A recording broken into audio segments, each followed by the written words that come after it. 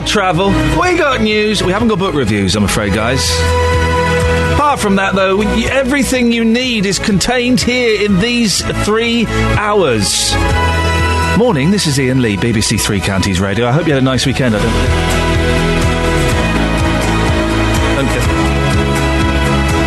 Lots coming up on the show today, including campaigners hit out at police documentary, kids at risk through social worker shortage, and monkeys. Who doesn't love a monkey?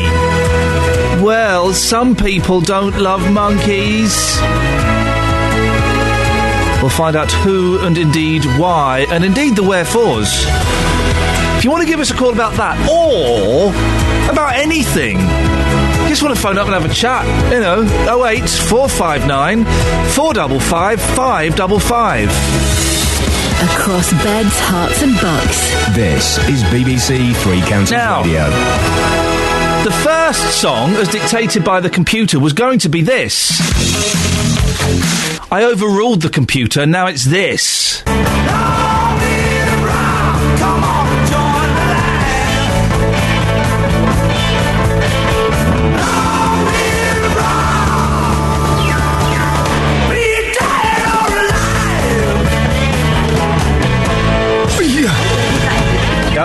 They did that ending. It's mid-70s Who. They were a little lost, but I kind of like their slide. I've just noticed Kelly. I've just noticed Kelly. It's nice of her to... I've just noticed the Who have got a new single out. They? Yeah, called Be Lucky. Should we have a little punt? Check the lyrics. Mm-hmm. We may have a Who head-to-head a little bit later on. Let's find out. 08459 455 555. Now... Big local story. The campaign group Justice for Leon has reacted furiously to a Channel 4 documentary that's to be screened tonight. Leon Briggs died last November after being taken into Bedfordshire police custody, a story we've talked about a lot on here. His family and friends have been calling for body-worn cameras ever since, but they take exception to this kind of coverage. Well, Catherine Boyle's been looking into this and can tell us more. This documentary, what is it? Well, it's called 24 Hours in Police Custody, and if you ever saw 24 Hours in A&E, you'll get the idea. It's supposed to be a warts-and-all look at what goes on behind the scenes at Luton Police Station. This documentary was filmed using more than 80 cameras, and it follows officers as they respond to 999 calls and arrest suspects. The first episode opens with the dawn raid on the house of a man on suspicion of conspiracy to murder.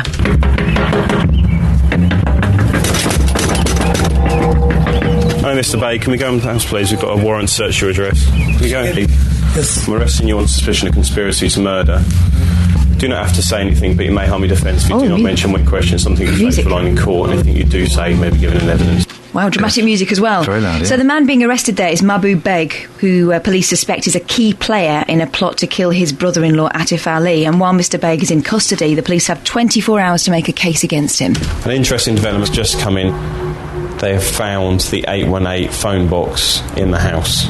On the morning of the offence, this phone contacts most of the key parties involved. See, now I'm going to point out something. Your body tends to give away things. As soon as we've started to put you under pressure, your left leg has started bouncing up and down. You're not happy about this, because you know now that phone was being used by you in your house. You're making the contacts. You're well and truly into this conspiracy. Right, at this point, we've got to make it absolutely clear that Mr Beg was actually cleared of conspiracy to murder Atif Ali at Luton Crown Court in August. OK, now some members of the local community feel this documentary is inappropriate. Why? It's all about the timing. The timing of this documentary comes after the death of Leon Briggs, the Luton man. He was taken into custody at the town's police station, the same place where this programme was filmed. Now, he died later in hospital, but it was within hours of being taken into police custody. The Justice for Leon campaign has told us that this documentary is inappropriate and insensitive, and you'll be hearing more from them directly after 7 a.m. this morning. On their Facebook page, they urge viewers tonight to remember that this is the place where Leon Briggs died. They say it's a very harsh move by all involved to be screening this so close to the anniversary of Leon's death. The Chief Constable of Bedfordshire Police, Colette Paul, says the programme makes no reference to the case at all. What I did do, I took absolute steps and worked with the production company, and got a legal agreement with them that we wouldn't cover anything that had anything to do or links, to Iain Briggs's case, and also to another case, actually, another outstanding case. So I got that written in the legal agreement and made sure that that was actually right. I've also made sure that the programme doesn't go out at any time that's an anniversary for Iain Briggs, anniversary of the case, which is obviously in November. So I was very, very keen to be as sensitive as I can, but I also believed it was absolutely right to show the public what we do in Luton. This is a high-risk strategy for Beds Police for loads of reasons. One of them being, hey guys, have you ever watched a fly-on-the-wall documentary? Those things are edited. I mean, it captures what actually happened, but the people never come off well in it. And this is a time when Bedfordshire Police really need some great publicity. Yeah. They've been getting such an awful lot of flack recently. We're talking about the controversy over the handling of the Iain Briggs case. Bedfordshire Police are also subject to a number of independent Police Complaints Commission investigations as we speak. One is over the force's handling of Farouk Ali, who has severe autism. His family alleged officers assaulted him outside his home in February as he watched the bin men on their rounds. Now, you may remember that 2 officers were suspended following a heated public meeting in Bury Park, and that case is still ongoing. But despite this, Colette Paul thinks the programme is a risk worth taking. I'm a chief constable. I take high risks every day, and deal with policing risks every day. So I felt it was really a risk worth taking, because I think the public have the right to know and to make up their own mind about policing here in Bedfordshire. I think what this programme will do is show the human side of policing. So you'll see police officers as human beings. You'll see the good parts. You'll actually see them discussing their personal lives. You'll see them as people. And I think in that respect, I think it'll help the public to understand in Luton, some of the policing challenges, we have. So there you have it. Colette Paul fully behind this documentary, as you heard there, and you'll be speaking to her after 8 o'clock this morning. Ollie Martins, the Police and Crime Commissioner for Bedfordshire, will also be joining you. I think, and I'm disappointed, we should have put a call into the Channel 4 press office and asked for an advanced DVD. It's a series, isn't it? Yes. Let's make sure we try and get a copy of this every Friday so we can watch it after the show.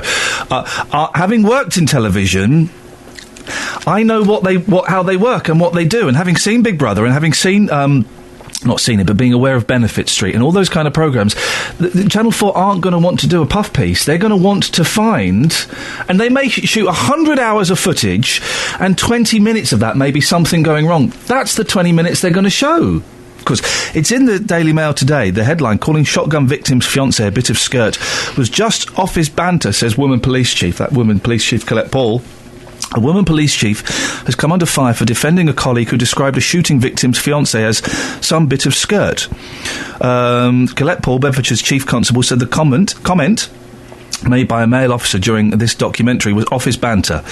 The first episode follows the arrest. In the Channel 4 programme, Detective Constable Gary Hales is shown referring to Mr. Ali's then fiancée as some bit of skirt.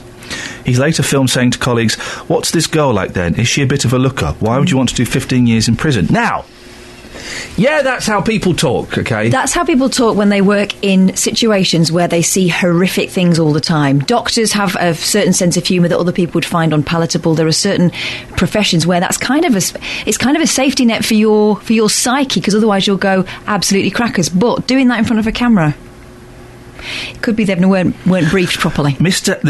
Wow, gosh, let me read 2 more things and then we'll go to the travel. Mr. Hales, this gentleman, is also shown squeezing a squeaking rubber chicken when the suspect is charged, saying, "It gets squeezed when we get a good result." Oh dear.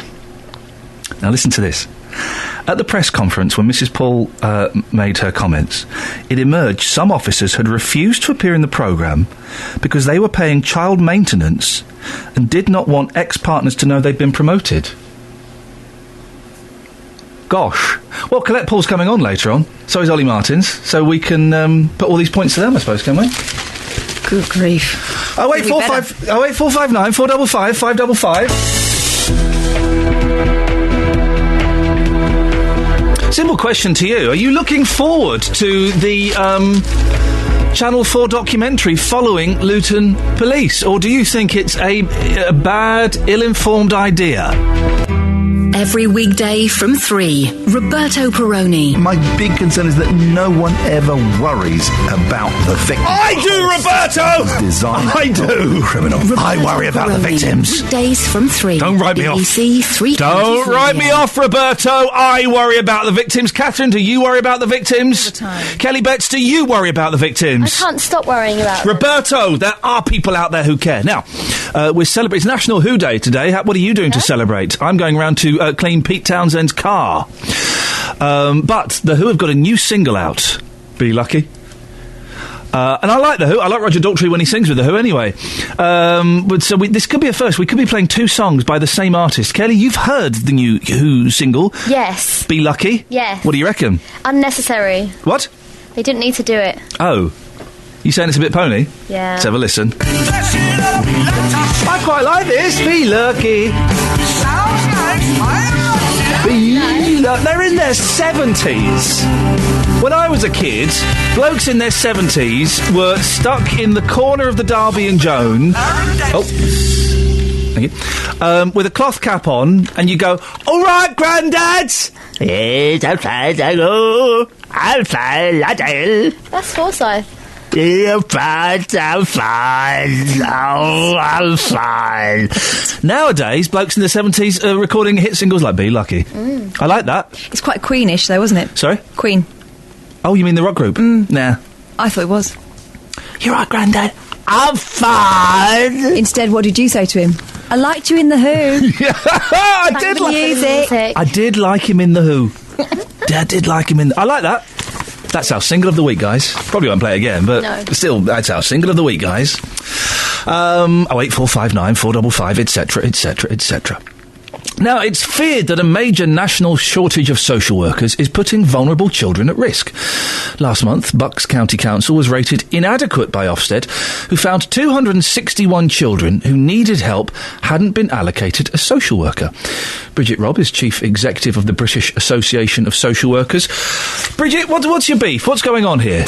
Good morning, Ian. Morning. This is a really difficult one. I mean, local government, as you know, is being really hammered by the cuts that are being imposed by central government. And really, many areas are struggling to provide adequate services. And social work is absolutely caught up in the centre of that, with a double hit, both with the hits that local government can't employ more social workers because they don't have the money. But then also the needs of families are getting ever increasing, and with all the publicity that there is around the needs of children, the public are expecting better services and higher services. So it's both increased demand at a time when there just isn't the money to be able to provide adequate services. Well, we say that there isn't the money. Bucks County Council is recruiting social workers from overseas, so that would imply that they have the money, they just don't have the people willing. Well, I know that they are willing to look overseas, and there are some brilliant social workers coming in from around the world who are providing brilliant services. So it isn't that we want to knock that, but actually the numbers coming through our own recruitment are as high as ever. And so it isn't that we're not producing social workers within the UK. Our training courses are all oversubscribed, but sometimes what local authorities are looking for are people who've got experience, and that's then a really catch-22 for our own young social workers coming through, who some of whom are finding it difficult to get jobs because the local authorities don't have the spare capacity to train people up and support people during that early period of their careers. But what's also happening is that people, our own social workers, are coming into the job and being absolutely burnt out within a couple of years, and then are leaving the profession because local authorities and other employers are not able to support them during that early period of their careers. So it's not a healthy situation to be in. We're producing a lot of social workers.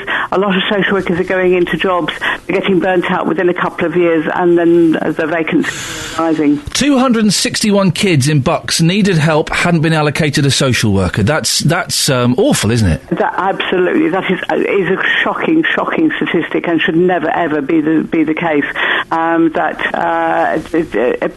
Every child who is vulnerable should have an allocated person, and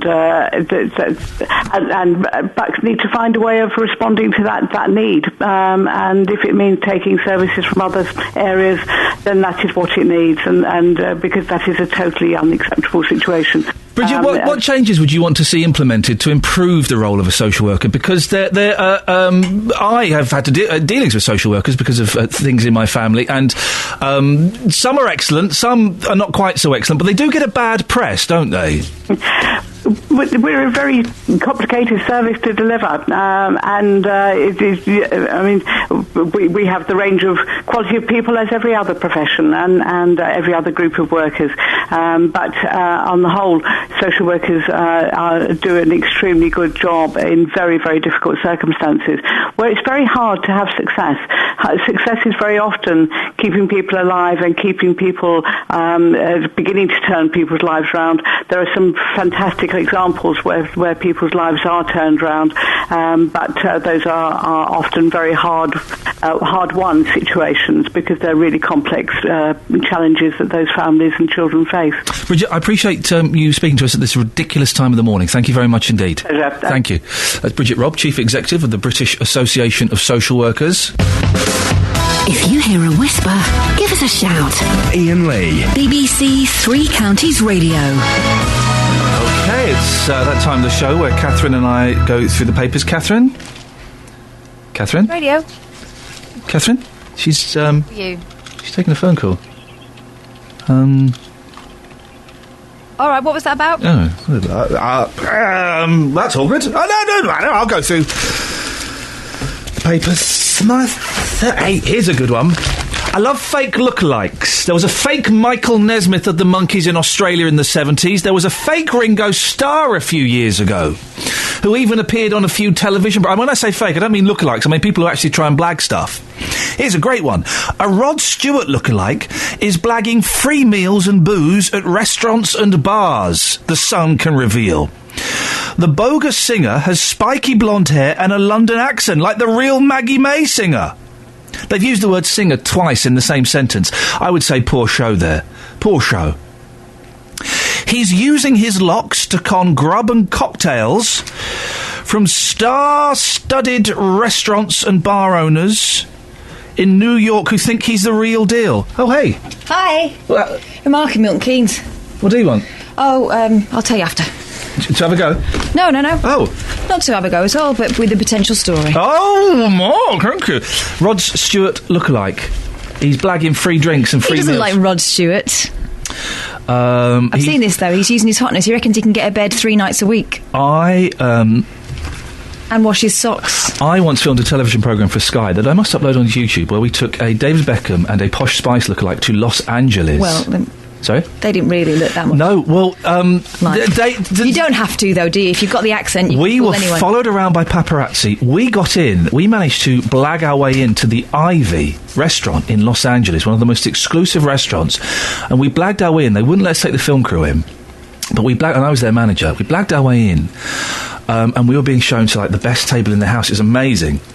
And then they went to the toilet, and then the fella realised that they weren't real Posh and Becks. I'll just take it there, Kels, thank you. And he went mental. He went mental. Yeah, he got really nasty and he threatened us with all kinds of legal action and indeed violence. But you could... You could have just taken your dinner away. Yeah, with a good look-like, with a half-decent look-like in the States, we were about to test drive a £250,000 car, but David Beckham couldn't work out how to start it, and the guy went, "You're not the real David Beckham, are you?" "No. Get out of the car." Oh, it was fun, that programme. I must upload that. I enjoyed You can that. get away with all sorts in America. Yeah. If you've got the right accent, you're on. You can. Where was that story about the catalogue? I'm trying to find it. Well, I can't... Where did you see it? Hang on, let me have a look. You have a little look. There's a story, the Matalan catalogue. I don't think it was in the Sun, but I'm having a little look. The Matalan catalogue. It really is people trying to make up a story when actually there isn't a story, OK? So the Matalan catalogue, which I think has... Here it is. You go. You have a look at it. Right, here we go. Matalan monkey outfit race row. Black kids... ape suits. I mean, that makes it sound worse than it is. Yeah. Clothing giant Matalan has provoked fury after getting 2 black kids to model monkey outfits. OK. The pair are in the chain's latest catalogue on the page selling animal-themed onesies. So we've got 1, 2, 3, 4, 8 children, OK? 2 of them are black, and one of them... I think that's a bear outfit. Well, do you know what? I would call them bear outfits, because I bought one of those for my boy, and it was a bear. They are labelled as monkeys. But they're all different ones, so there's 2 black children. They can't both be in a monkey... I've looked... Yes, they are. I've looked at the picture online, and they are both labelled as monkeys, yes. So, while the white boys and girls are dressed as ladybird, bunny, angry bird costumes, the black youngsters are the only ones in monkey gear. One dad who reported the image to us said he was disgusted. The 40-year-old fumed, "I couldn't believe what I was seeing. It's either a major cock-up or someone is trying to have a laugh. We're living in a sensitive time, and you'd have thought someone would have realised how bad this is." No, we're not. We're living in a time when people... When I was a kid in the 70s, it was quite common to call black people monkeys. I believe it still happens in Spanish football, right? But I don't think that young people... I don't think that people generally make the monkey-black person connection anymore. It wouldn't occur to my kids to do it. It's such a... I mean, it's a horrible, horrible thing, but it's such an... I think, prove me wrong, dear listener, call up. It's such an old-fashioned, lazy racist concept to compare the two. Well, look, I guess these parents grew up in that time and so perhaps are more sensitive to it. And who am I to say, as a white middle-class woman, what goes and what doesn't? But I imagine all kids love monkeys, so what are we supposed to do? Not sell monkey outfits? Here's the thing. I like... if I'm... For some reason, kids are attracted to... Kids will come and talk to me. If I'm out and about, suddenly I'll be surrounded by kids. I don't know what it is. Because you've got a silly face. Sorry? And I have hesitated, and they stopped myself. I call people a cheeky little monkey. I've stopped myself doing it to black kids. I've found myself catching myself do it because I am worried that someone will interpret. It does not come in any way from a racist part of me, but I'm worried that the parent might say, "What did you say?" It's that second guessing thing. It's that second guessing thing, and that kind of... I don't know, maybe it's a sensible thing to do, because if you can avoid misinterpretation, then it's probably best to avoid it. But I don't. This is obviously not a racist thing. No. Can I ask? I know Justin is out on a mission for us. Maybe we'll send him out on this as well a bit later on. Are people, black and white, offended by monkeys? Is that still seen as a racist thing? Because I'd be really sad if it is. 08459 455 555. It's a really odd one, isn't it? Yeah. All kids love monkeys, don't they? Everyone loves a monkey. Oh, who doesn't like a monkey? Monkeys are awesome. I mean, monkeys can be fairly... Yeah. I've seen some of those documentaries. They're not all... Well, I remember when I went to Monkey World years ago with a girlfriend. I love Monkey World in Dorset. It's the best place in the world. But one monkey started to... yeah, well, it is a bit of a free-for-all, isn't it? I know. Right in front of my girlfriend. Yeah, and do you remember we had that... Did someone ring up about the monkeys at Woburn doing something? Yeah, they just can't stop, you know. Yeah, they get excited. But then they don't know. They don't know. I think maybe they do. They're doing it for a laugh. Come here. There's another great story in here, in the Sun. You think they say, "Here come the humans, go on, get out. Get out, Steve. Get it out, you Here's a great one. So there's a great website online, I can't remember what it's called, stuffoncats.com or something. And basically... Stuff on cats? Stuff on cats. And basically it's pictures of cats, and it's brilliant. You can do it with your cat. It's not cruel, I don't think. Where if you can put stuff on your cat, and they'll just sit there and take it. And at some point they'll go, "I've had enough of this," and they'll just get up and walk away. Yes. I'll find you the website, it's brilliant. So like Cat Buckaroo? Yeah, it's Cat Buckaroo. Well, there's a new one now. We used to play that on my friend Ben. Here's he was a faller asleep. We used to just balance stuff on him. This is the best thing ever. Pussysat. Moggy's find who's top dog. And it's loads of pictures of cats with dogs sitting on top of them. Isn't that brilliant? Cat doesn't look impressed on that one, to be fair. Look at that one! He's got the bum right on his head! It's brilliant! Why is that funny? I don't know. It just is, though, isn't it? It is... wow, they're really squashed. I'm going to... at Iain Lee, follow me, I'm going to tweet the Stuff on Cats link. Sonia's in Luton. Morning, Sonia. Good morning. Are you offended by monkeys? Well, no, not really, no. Oh. I'm not offended by monkeys. I don't find any of that offensive. Right. And, I'm a black British girl, and I grew up in the 70s. Right, okay. So you're black. Yeah. And two black kids dressed in they don't look like monkeys, but two black kids in onesies. With little ears on. With little ears. They're labelled as monkey suits.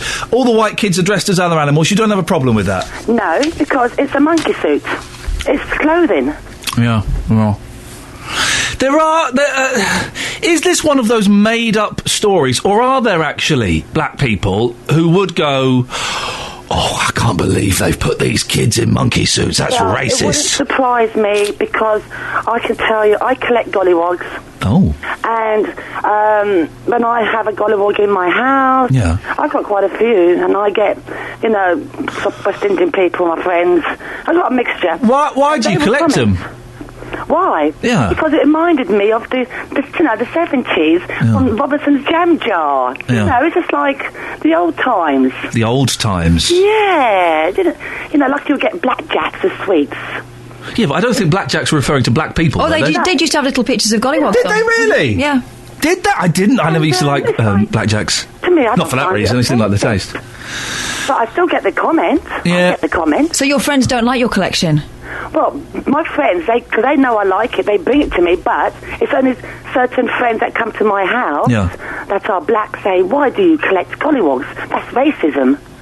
Sonia, thank you very much indeed. I have to do this, and I feel silly for doing this. There'll be some people offended by the GW word. We're supposed to say golly now. So I just have to apologise. I have to apologise because that's kind of what we have to do here. But I'm not offended by the word, but I know that some people are offended by the word. Thank you for that, Sonia. 08459 455 555 is the telephone number if you want to give us a call. You got anything? We haven't got time for a song now, so you got anything else in the papers? Oh, a very, very successful lawyer married a greying actor over the weekend. That was nice, wasn't it? Congratulations to them. And that happened in Venice. There was also this story about Linda Bellingham. Oh, this is sad. I had such a crush on Linda Bellingham. I love her. She talked a lot about the 70s and about how she took some roles that maybe she's not as proud of. She's had such bad luck. She was a victim of domestic abuse. Mm-hmm. She's had a rough ride, and she's brilliant, and she's not very well, is she? No, she's not at all. She's thanked fans for their support after announcing she's only got weeks left to live. Oh, man. The much-loved TV star says she's set to pass away shortly after Christmas. She's going to stop chemo. She can't be bothered with it anymore. For terminal cancer. She's 66. Wrote on Twitter just hours after making the announcement, "Hi everyone, just to say thank you for your support. It means so much." Well... Am I right in thinking this isn't the first time she's had cancer? She's had it before, yeah, and it's been going on for a while. Well, I'm sorry to hear that. That's very sad, isn't it? 08459 455 555. We've done the golly debate before. Let's try and focus on monkeys, shall we? Is anybody really offended by... In 2014, do we still... I mean, if someone were to say it to a black person in an aggressive, derogatory way, that would be obviously unacceptable. But that very rarely happens these days, I think. You may not be able to go potholing, Catherine, but you're going to join us. No, please don't do that. She's going to join us, Kelly Betts. I don't... And Justin Dealey. Yeah. What are we doing, Just? We are going ghostbusting for Halloween. No, please, can we not do that? We're going to go and stay in a haunted house, all four of us, like the Scooby-Doo team. You're Velma. I've seen this film, right, and it doesn't end well. And we are going to do a special Halloween spooky special show where we stay in a house overnight. Right, first of all, staying in a house overnight with you is scary enough. Yeah. Secondly, you jump out of me here. Yeah. And terrify me. I've got my outfit planned already. Really? Yeah. You're very quiet in there today, Kels. A white sheet with holes in the eyes. Well, I don't... Yeah, that'll do it. Yeah, great. Go, because I thought you were... When we suggested this morning, I thought you were against it, Catherine, because you just didn't want to spend a night with us, but you're actually scared of the ghost. No, I'm not scared of the ghost, I'm scared of you. Because you lot jump out on me all the time. Just sort it out for us, mate. No, listen, please I'm going to sort this out. No. I'm going to sort this out because I think Catherine is a non-believer. Oh, I'm not. I'm a wetter. You've said you're a non-believer. I'm a non-believer and a wetter. That's a heady combination. After that night out, you certainly will be a believer. Yeah, we're going to do it. Yeah, we are. We are going to do it. I'll look after you, Cass. Kelly's tiny. Yeah, I'm an unsuspecting person. What? No one. What does that even mean? I don't know. Justin, busy day for you this morning. We've got two things for you. Yeah. First thing, and where have I put it? Blimey, I'm all over. You want to get a bookmark? Some Post-its. You can't get a bookmark for papers. First thing, right? There you go, Catherine. You give him that. Okay, this is a woman police chief, and we'll find out whether or not she is defending this colleague, who described a shooting victim's fiancé as some bit of skirt. Wow. And also talked about, he's also filmed saying, what's this girl like then? Is she a bit of a looker? What would you want to do? Why would you want to do 15 years in prison? This is our local police force, guys, if you live in Luton. Just get a reaction on that, really. This is Martin Gale, the man who squeezes a chicken when they arrest somebody. Is that correct? Is that the same Detective Constable Martin Gale? It's the same. Gary Hales. Don't know who Martin Gale is. It's Martin Gale. According to this, it's Martin Gale. Hang on a second, let's have a little look. I've got Gary Hales. Gary Hales refers to someone as a bit of skirt. Right. Gary Hales is also shown squeezing a rubber chicken. Right, okay. Who have you just libelled? Martin Gale, Daily sorry. Mail, Detective Constable Martin Gale caught on camera making remarks. Maybe it's two different people, I don't know. I've got... What are you looking at? I'm looking at Daily Mail online. Those names are No, I've got Gary... let's stick with what's in the paper. Gary Hales. Okay. But Mr. Gale, we apologise if we've libelled you. If we haven't, we're going to come and get you at some point. It's not... well, that kind of slightly pokes holes in the Daily Mail story. If they've got two different names, one online and one in the paper... Well, how do we approach this? Because do we get reaction just to what may or may not have been said and we haven't seen it, or do we talk about office banter? Are there things said at your work that you wouldn't want printed? The thing is, it's not office banter, is it? And the reason according to the paper at the police, they say it's office banter. Well, it can't be office banter, because office banter happens in the office and it's left there. This, of course, they were filming for a documentary, and that's going to be on national TV, so it's not just office banter. What they're saying in the office is going to be seen and heard on television to millions of people. It's interesting, because everywhere where people work, there are inappropriate jokes made that, if taken out of the context of that room or that work environment, would be deemed as doctors have the blackest sense of humour there is, because, hey, they're dealing with dead people. Yeah, that's true. So some of the comments they make are wholly inappropriate. Some of the stuff we say here, if it were to go on, taken out of context... But, personally, I don't think there's anything wrong every now and again if you're going to refer to somebody as some bit of skirt. That, for me, is just a bit of banter, okay? Yeah. But hang on. We are talking here about somebody who was with the partner of somebody who was shot in Luton. That's a serious, horrible case. Yeah. I was there that morning. That, for me, is totally inappropriate in those circumstances. Oh, I just think it's inappropriate anyway, but... People say stupid things, don't they? They do. But how do you want to play this, Kath? Do you want that is a bit of skirt offensive, or do you want it specifically for this this police story? Your call. Bit of skirt, I think. More people can get a handle on that. Should we go for that? Is a bit of skirt an inappropriate... Even office bants, is it inappropriate like that? Yeah, let's do that, yeah. Bit of skirt. And then later on...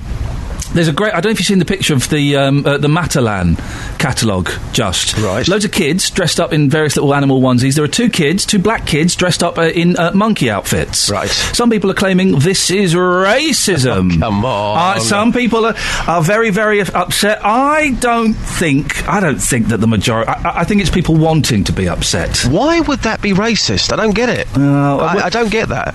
We'll get you to listen. We'll give you the story a bit later on, Justin, when we speak to you. If you take that bit of skirt out to the street, please. Yep. Not a problem, boss. Speak to you later on. Ta-ta. Take care. Cheers. There we go. 08459 455 555. Take that bit of skirt out onto the street. Bit of skirt. Catherine, off you go. Bit of skirt. Really? You see what I was doing there? What I'm saying is... That I'm a bit of skirt. Yes. I don't think anyone would describe me as that. I nearly said something... talk about inappropriate. I nearly said something wholly inappropriate then. I have been described as very chase-around-a-roomable. That was when I was in teens. Who? Why? Because you're quite slow? No. Is that what that's about? No, I think it was a cheeky comment about how delectable I was in my youth. Delectable? How did you get the job as head of sixth form? Yeah, that was another one. Morning! Iain Lee, BBC Three Counties Radio. Through there, look, it's Kelly Betts. Hello. Yeah, and it's Catherine Boyle. Yo. Okay, you're both really quiet today. Are we? How now? No, sorry, not quiet. Irritating. Yes, that's it. You're both really irritating today. Anyway, lots on the show this morning, including campaigners hit out at police documentary, kids at risk through social worker shortage, and is it ever acceptable to refer to someone as a bit of skirt? Justin Daly doesn't see a problem, do you? 08459 455 555. Across beds, hearts and bucks. This is BBC Three Counties Radio. Right. 08459 455 555 is the telephone number. The campaign group Justice for Leon is furious about the decision to film a documentary at Luton Police Station. 39-year-old Leon Briggs died in hospital last November, hours after being taken into custody. His family and friends are still waiting to find out what happened. Well, joining me now is Michael Doherty, the director of the accountability campaign Justice for Now. Morning, Michael. Morning, Ian. You're also involved in the Justice for Leon campaign. What are your objections to this documentary? Well, I think you've already heard that there's been a sort of dialogue with the council, with the campaign group and various other, the cohesion group in Luton, who've all expressed real concerns that this programme's going to be aired at this time, and it seems it's fallen on deaf ears. Colette Paul, the Chief Constable of Bedfordshire, said that she's listened to the concerns, but that seems all she's done. She hasn't acted on those concerns. So the sole worry is that it's going to be screened near the anniversary of Mr. Briggs's death. Well, I think there's a real concern out there that this is just some sort of PR puff piece. Bedfordshire Police, in particular Luton, is under some serious scrutiny at the moment. There's a current trial going on in relation to the Attic Alley case. There's obviously the death in custody of Leon Briggs. You've had the Deputy Police and Crime Commissioner resign recently, and an investigation into the Police and Crime Commissioner. So I think there's a real confidence crisis in the area in terms of policing, and it seems that this is a very well-positioned PR piece. Well, you'll be delighted to see that it's backfiring then, won't you? As it is in the papers today. I was going to say, Colette Paul's publicly said she supports the videoing of internal police in the area, and that it was a high-risk strategy. And I would question the judgment of any chief constable who's taking high-risk strategies in this area. And I agree with you. The things that you've put out on air this morning about the sort of misogynistic views of some of the police officers in there about talking about women as bits of skirt. I think it does look like it's going to backfire. But with your two complaints then, Michael, with the greatest respect, that they have no weight. I mean, Colette Paul has said that this won't be screened on the anniversary of Mr. Briggs's death, so that's that one covered. And if you're worried it's going to be a puff piece, it looks like it isn't. So surely you've got no concerns then. Absolutely, and I'm going to be obviously watching it myself, and I think that in this sort of day and age, with social media, it's very difficult for the truth not to get out. And I think this is going to be quite interesting on social media to be following on Twitter, etc., on how this is actually being really received by the public. I just don't think it should go ahead. We've got, as you're well aware, a campaign called Leon's Law, where we're asking for police officers in the area to wear body-worn cameras in all interactions with the police. Now, as a campaign group, this is a campaign that we developed. It was fully endorsed by the local democracy, by all councillors, unanimously. So we've got on one hand the Chief Constable of Bedfordshire not supporting Leon's Law, where there's real coverage of her police officers out and about, which protects both them and the public. So are the local police not wearing... I thought they were wearing body cameras. They are wearing them, but the issue there is it's in some respects meaningless, because the discretion for the police officer to switch it on and switch it off rests with that individual police officer. They talk about privacy issues. But then, I would have thought you would have been happy that the police are being followed around or have been followed around by a film crew, and the Colette Paul and the other members of the police service have no editorial control. Well, I disagree with that. I mean, I think it's people's behaviour. I'm sure you would agree. Once a camera's put on them, will change considerably. But you want them to have cameras on them. Absolutely, and if you look at the so they've got cameras on them. So you want them to have cameras on them, and your concern is their behaviour will change. Well, in the Rialto study in California saw I think it was an 80% drop in police complaints once video cameras were used in a situation when they were on all the time. When they're switched on and off, at the officer's discretion. Clearly, that's not going to happen. No, but they've got that's them carrying tiny cameras on them. But I can't understand why you're upset that they're being followed around by a film crew that is separate from the police service, that will have their own agenda. The police service has no editorial control over this, and as we've already seen, episode 1, which goes out tonight, that there are things coming out that I'm sure Colette Paul would rather didn't come out. I mean, in terms of coming out talking about bit of skirt and stuff like that, it's hardly the same as, for example, someone being beaten up in custody. I don't think things like that are going to go on camera in front of Channel 4. Well, no, it's not, but that again, that's no reason to dismiss the Channel 4 documentary because you're not going to see someone beaten up in a police cell. You're still going to see things that we don't normally see. We are going to see things that we're not going to normally see, I would agree. And I'm certainly going to be watching it myself, and I'm certainly going to be commenting on the programme. I certainly believe it will backfire on Luton, on Bedfordshire Police, this high-risk strategy. But I don't think you're going to see the real picture, Ian. I don't think... Of course not, it's a television programme. Of course. And in terms of editorial control, there's this clear suggestion that there is absolutely no editorial control. That's plainly wrong. No, not absolutely. No, it says here, and we'll put these to Colette Paul. The Force waived, this is from the Daily Mail, the Force waived any control over content except in 2 cases because of family and editorial reasons.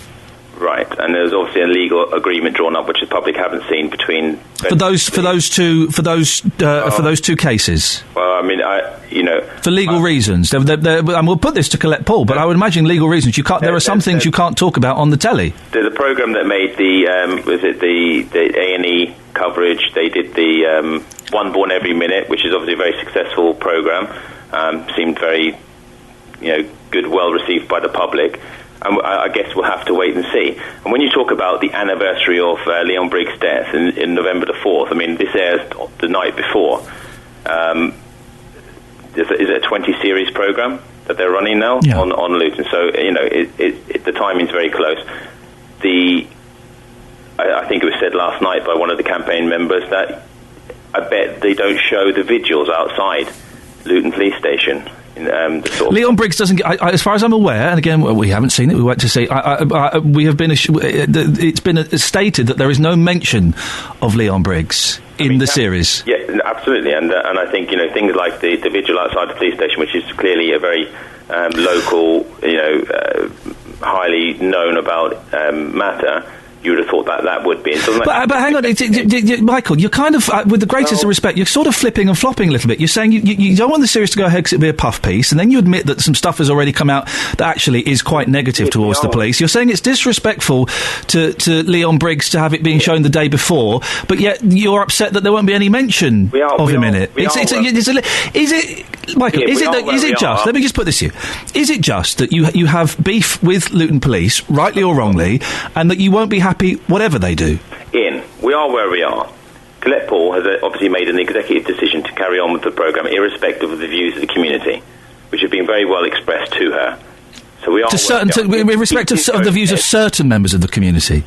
If the piece is, well, I don't know. I mean, if you're democratically elected councillors who sat on the community cohesion group also vote unanimously that this shouldn't go ahead, it would be inappropriate. I don't know. Do you not think they reflect the views of the local public? It was agreed to be filmed months before Leon's death, wasn't it? Again, so it said.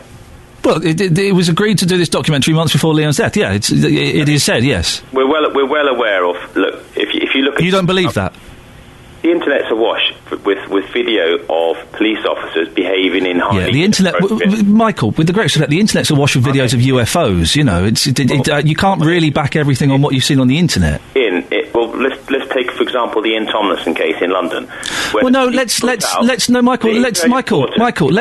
important because it's a case that I don't particularly know about, and we are speaking specifically about Luton Police. The world knows about a video taken of a police officer battering an individual.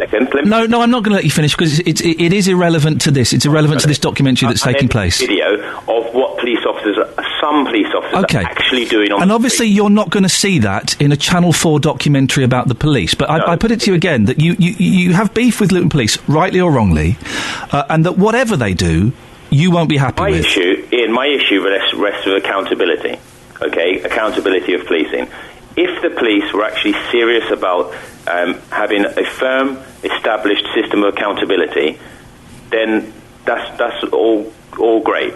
But you're not going to establish accountability by sticking in a TV crew to film what is effectively some sort of police soap. No, I don't. I don't think. I don't think that they've said that this is to make them accountable, is it? But a family in the Luton area who have lost a son in Luton custody, who's died in Luton custody. An investigation is ongoing, isn't it? Who 1 year later have no answers. But is that not separate? I mean, the investigation is... Of course it's horrible, and we've spoken to many of the campaigners, and it's terribly tragic, it's terribly sad, but I'm not sure I quite see the connection between that and between this television series. Well, Colette Paul says, that the public have a right to know what goes on behind closed doors in Luton Police Station. I fully agree with that. But I don't think that the public going to actually find out what goes on behind Luton, the closed doors of Luton Police Station in this documentary. I'm sure you would agree that when you put the TV crew in, this is very overt filming of them, their behaviour will change, of course. It's not going to be exactly what you would happen on a day-to-day basis. The TV crews have gone now, they'll be back to exactly how they were. I accept that there are some issues, for example, the bit of skirt comment that's come out now, but they're hardly at the same level. Well, Michael, we have to end it there. In fairness, I'm doing what I never like doing. I'm talking about a TV show that I ain't seen. And I always struggle around that, and it's one of the things I try and avoid, Catherine. I try not to talk about a TV show I haven't seen. No, and I get that too. We'll be on to Channel 4, and it won't happen again. Well, fingers crossed. We'll see. Hopefully, I'm sure they'll send us out some previews. Michael, thank you very much indeed. That's Michael Docherty, Director of the Accountability Campaign Justice for Now. Your thoughts, please. 08459 455 555. Strong local link, isn't it? Now, it's feared that a major national shortage of social workers is putting vulnerable children at risk. Last month, Buckinghamshire County Council was rated inadequate by Ofsted, who found that 261 children who needed help hadn't been allocated a social worker. Well, in a moment, we'll hear from Trevor Boyd, who's Buckinghamshire County Council's Interim Strategic Director of Children and Young People Services. But first, let's talk to David from Hertfordshire, who's a practising social worker. Morning, David. Good morning. Well, what's it like being a social worker? What kind of stuff do you have to do?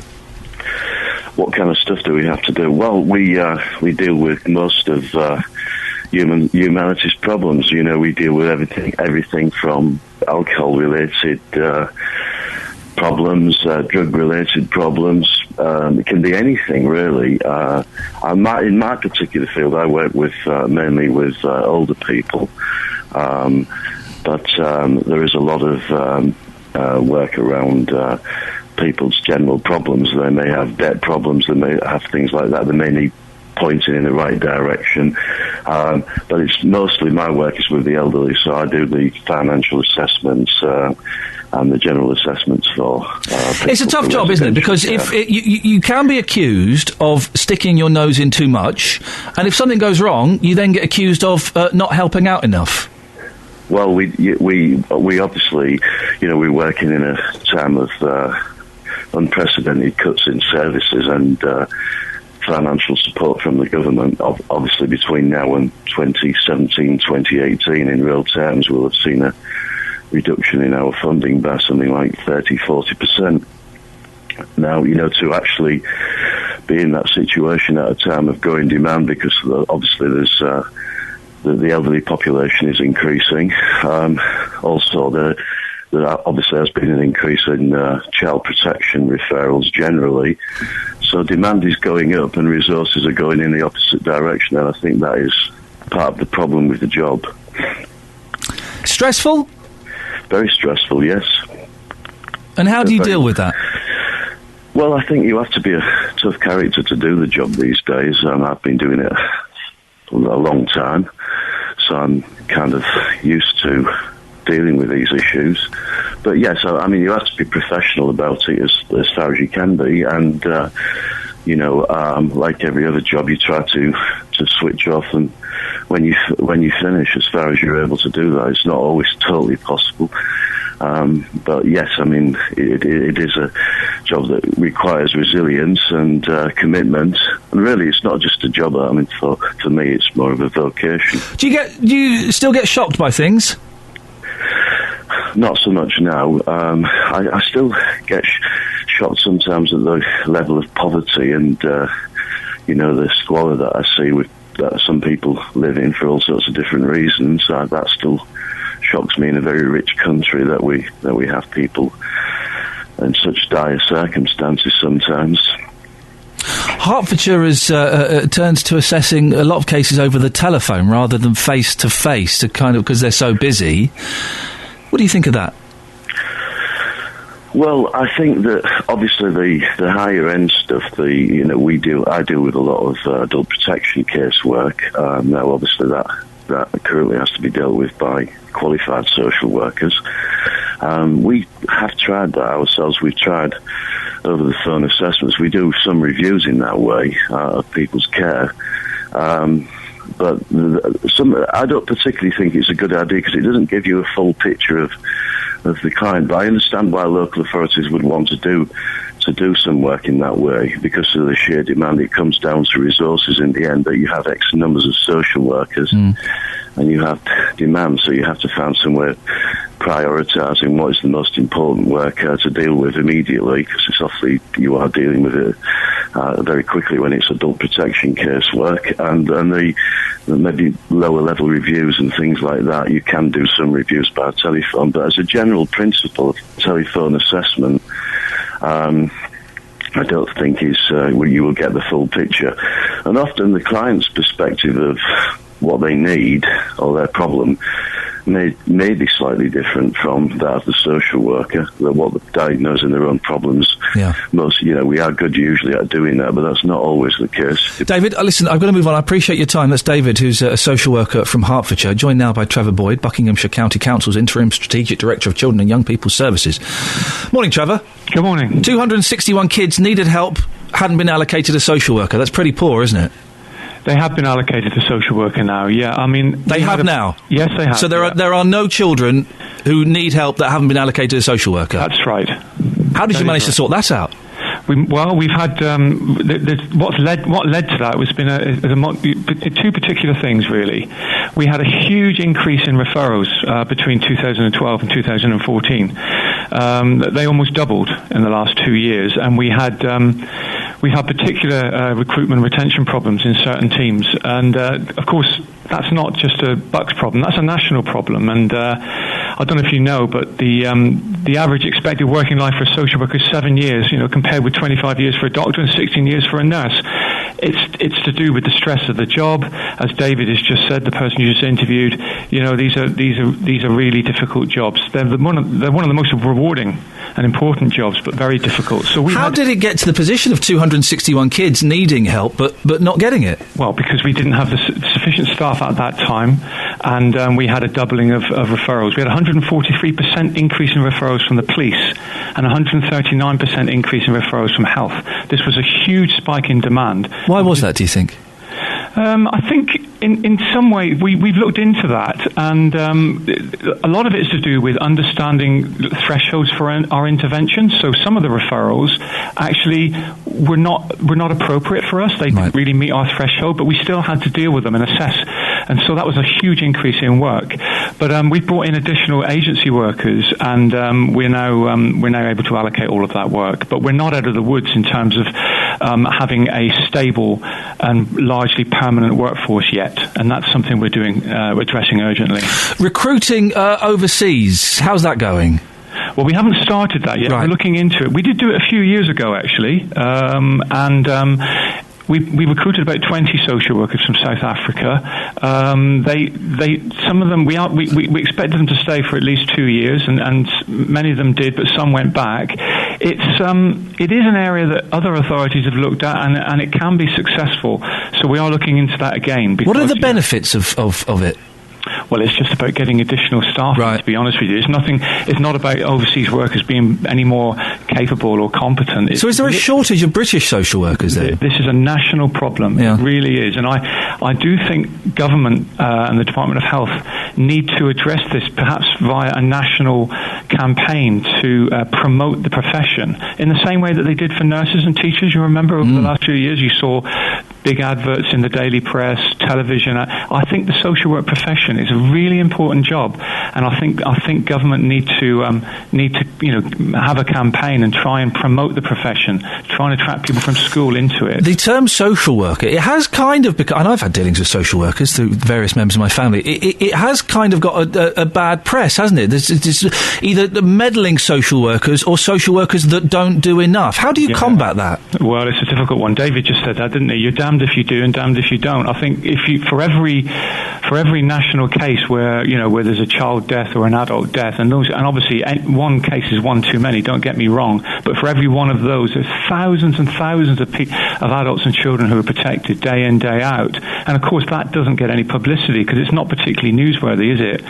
But I think if the government could help promote the good stories, the positive interventions that social workers make to protect people and keep people out of risk, I think that would help to promote the profession. Trevor, it's part of your problem that London pays more than you do, don't they? That is a problem for us, yeah, that is. So how are you going to attract, good, talented, skillful people away from London? Well, I think this is what happens, you see. All authorities now are competing for an increasingly diminishing pool of social workers. And, of course, we've got London, as you say, near to us. So what we're doing, we're looking at, as other authorities are, at making special payments to incentivise people, attract people to join Bucks and to remain in Bucks, where we've got particular staff in teams where we have particular difficulty in filling posts. We're doing that. But it's not just about money, of course. Social workers say, yes, money is important, but it's about having manageable caseloads and regular supervision and so on. These are really important elements of social workers because, as David said, these are stressful jobs, and you need to know that your managers are going to be supervising you regularly, and you've got caseloads that aren't ridiculous and don't enable you to do work properly on them. Trevor, thanks very much for your time this morning. Trevor Boyd, Buckinghamshire. I'm not going to read the whole title again, it's a long one, but thank you very much indeed. 08459 455 555. Is it ever acceptable to call someone a piece of skirt, a bit of skirt? This new documentary about Luton Police, which I'm looking forward to, starts tonight on Channel 4. Detective Constable Gary Hales, we think that's his name, we're not 100% sure. Well, the papers aren't. The papers... Give him two different names. Give him two different... Let's assume he's Detective Constable Gary Hales. He's shown referring to the victim of a shooting, his fiancée, as some bit of skirt. Now, we'll put that to Colette Paul and Ollie Martins a little bit later on in the show. But is that phrase ever acceptable? Dealey doesn't see a problem with it, but then Dealey is from 1982. Yeah, he is Sid James. I would have a problem with it. I think it objectifies women and reduces them to, what, an item of clothing. Would you like it if we called you a bit of pants? Well, I'm not calling you... The term is not a bit of knickers. All right, sometimes there's pants as in trouser pants. Oh, no, don't say that. We're not America. They're trousers. Okay. A bit of trousers... I wouldn't mind that. Sound the same. He's a nice bit of trouser. Oh. What? Ugh. Yay! No, in fact, I insist that you call me a nice bit of trouser. Well, not if you a nice one. bit. What? Mm-hmm. A bit. There's some texts. Go on then. Let's do them after the news. All right then, fine, boss. Across beds, hearts and bucks. This is Iain Lee. BBC Three Counties Radio. The reason... Hello, this is Iain Lee. Catherine Bowles there. The reason for the slight delay was we were discussing Joe Longthorne. Yeah. And whether she... I was making a Joe Longthorne reference. And she got it. And I said, it's nice working with an old woman who gets my references from the early 80s. It's not that I'm old, it's that I'm common. And I think Joe Longthorne... It's a class divide. Totally is. My granddad had all his tapes. Did he have tapes, Joe Longthorne? Yeah, he was a singer. Yeah, but... no, but a proper singer, not... Miss Shirley Bassey! He did that. Diamonds are forever! He did all that, but he did some straight... Did he? Well... stuff, yeah. He was very poorly, wasn't he? He's still around. He had cancer, I think, and he's still around. Joe Longthorne was, for those who don't know, for those middle class and upwards, was... 80s entertainer, bleached blonde. Was he? Handsome in a sort of 80s way. Was he the impressionist? He was as well, yes. He was proper sort of club-style comedian type. He could do Shirley Bassey. Yeah. And that was it. That was his act. Scylla. He was always on.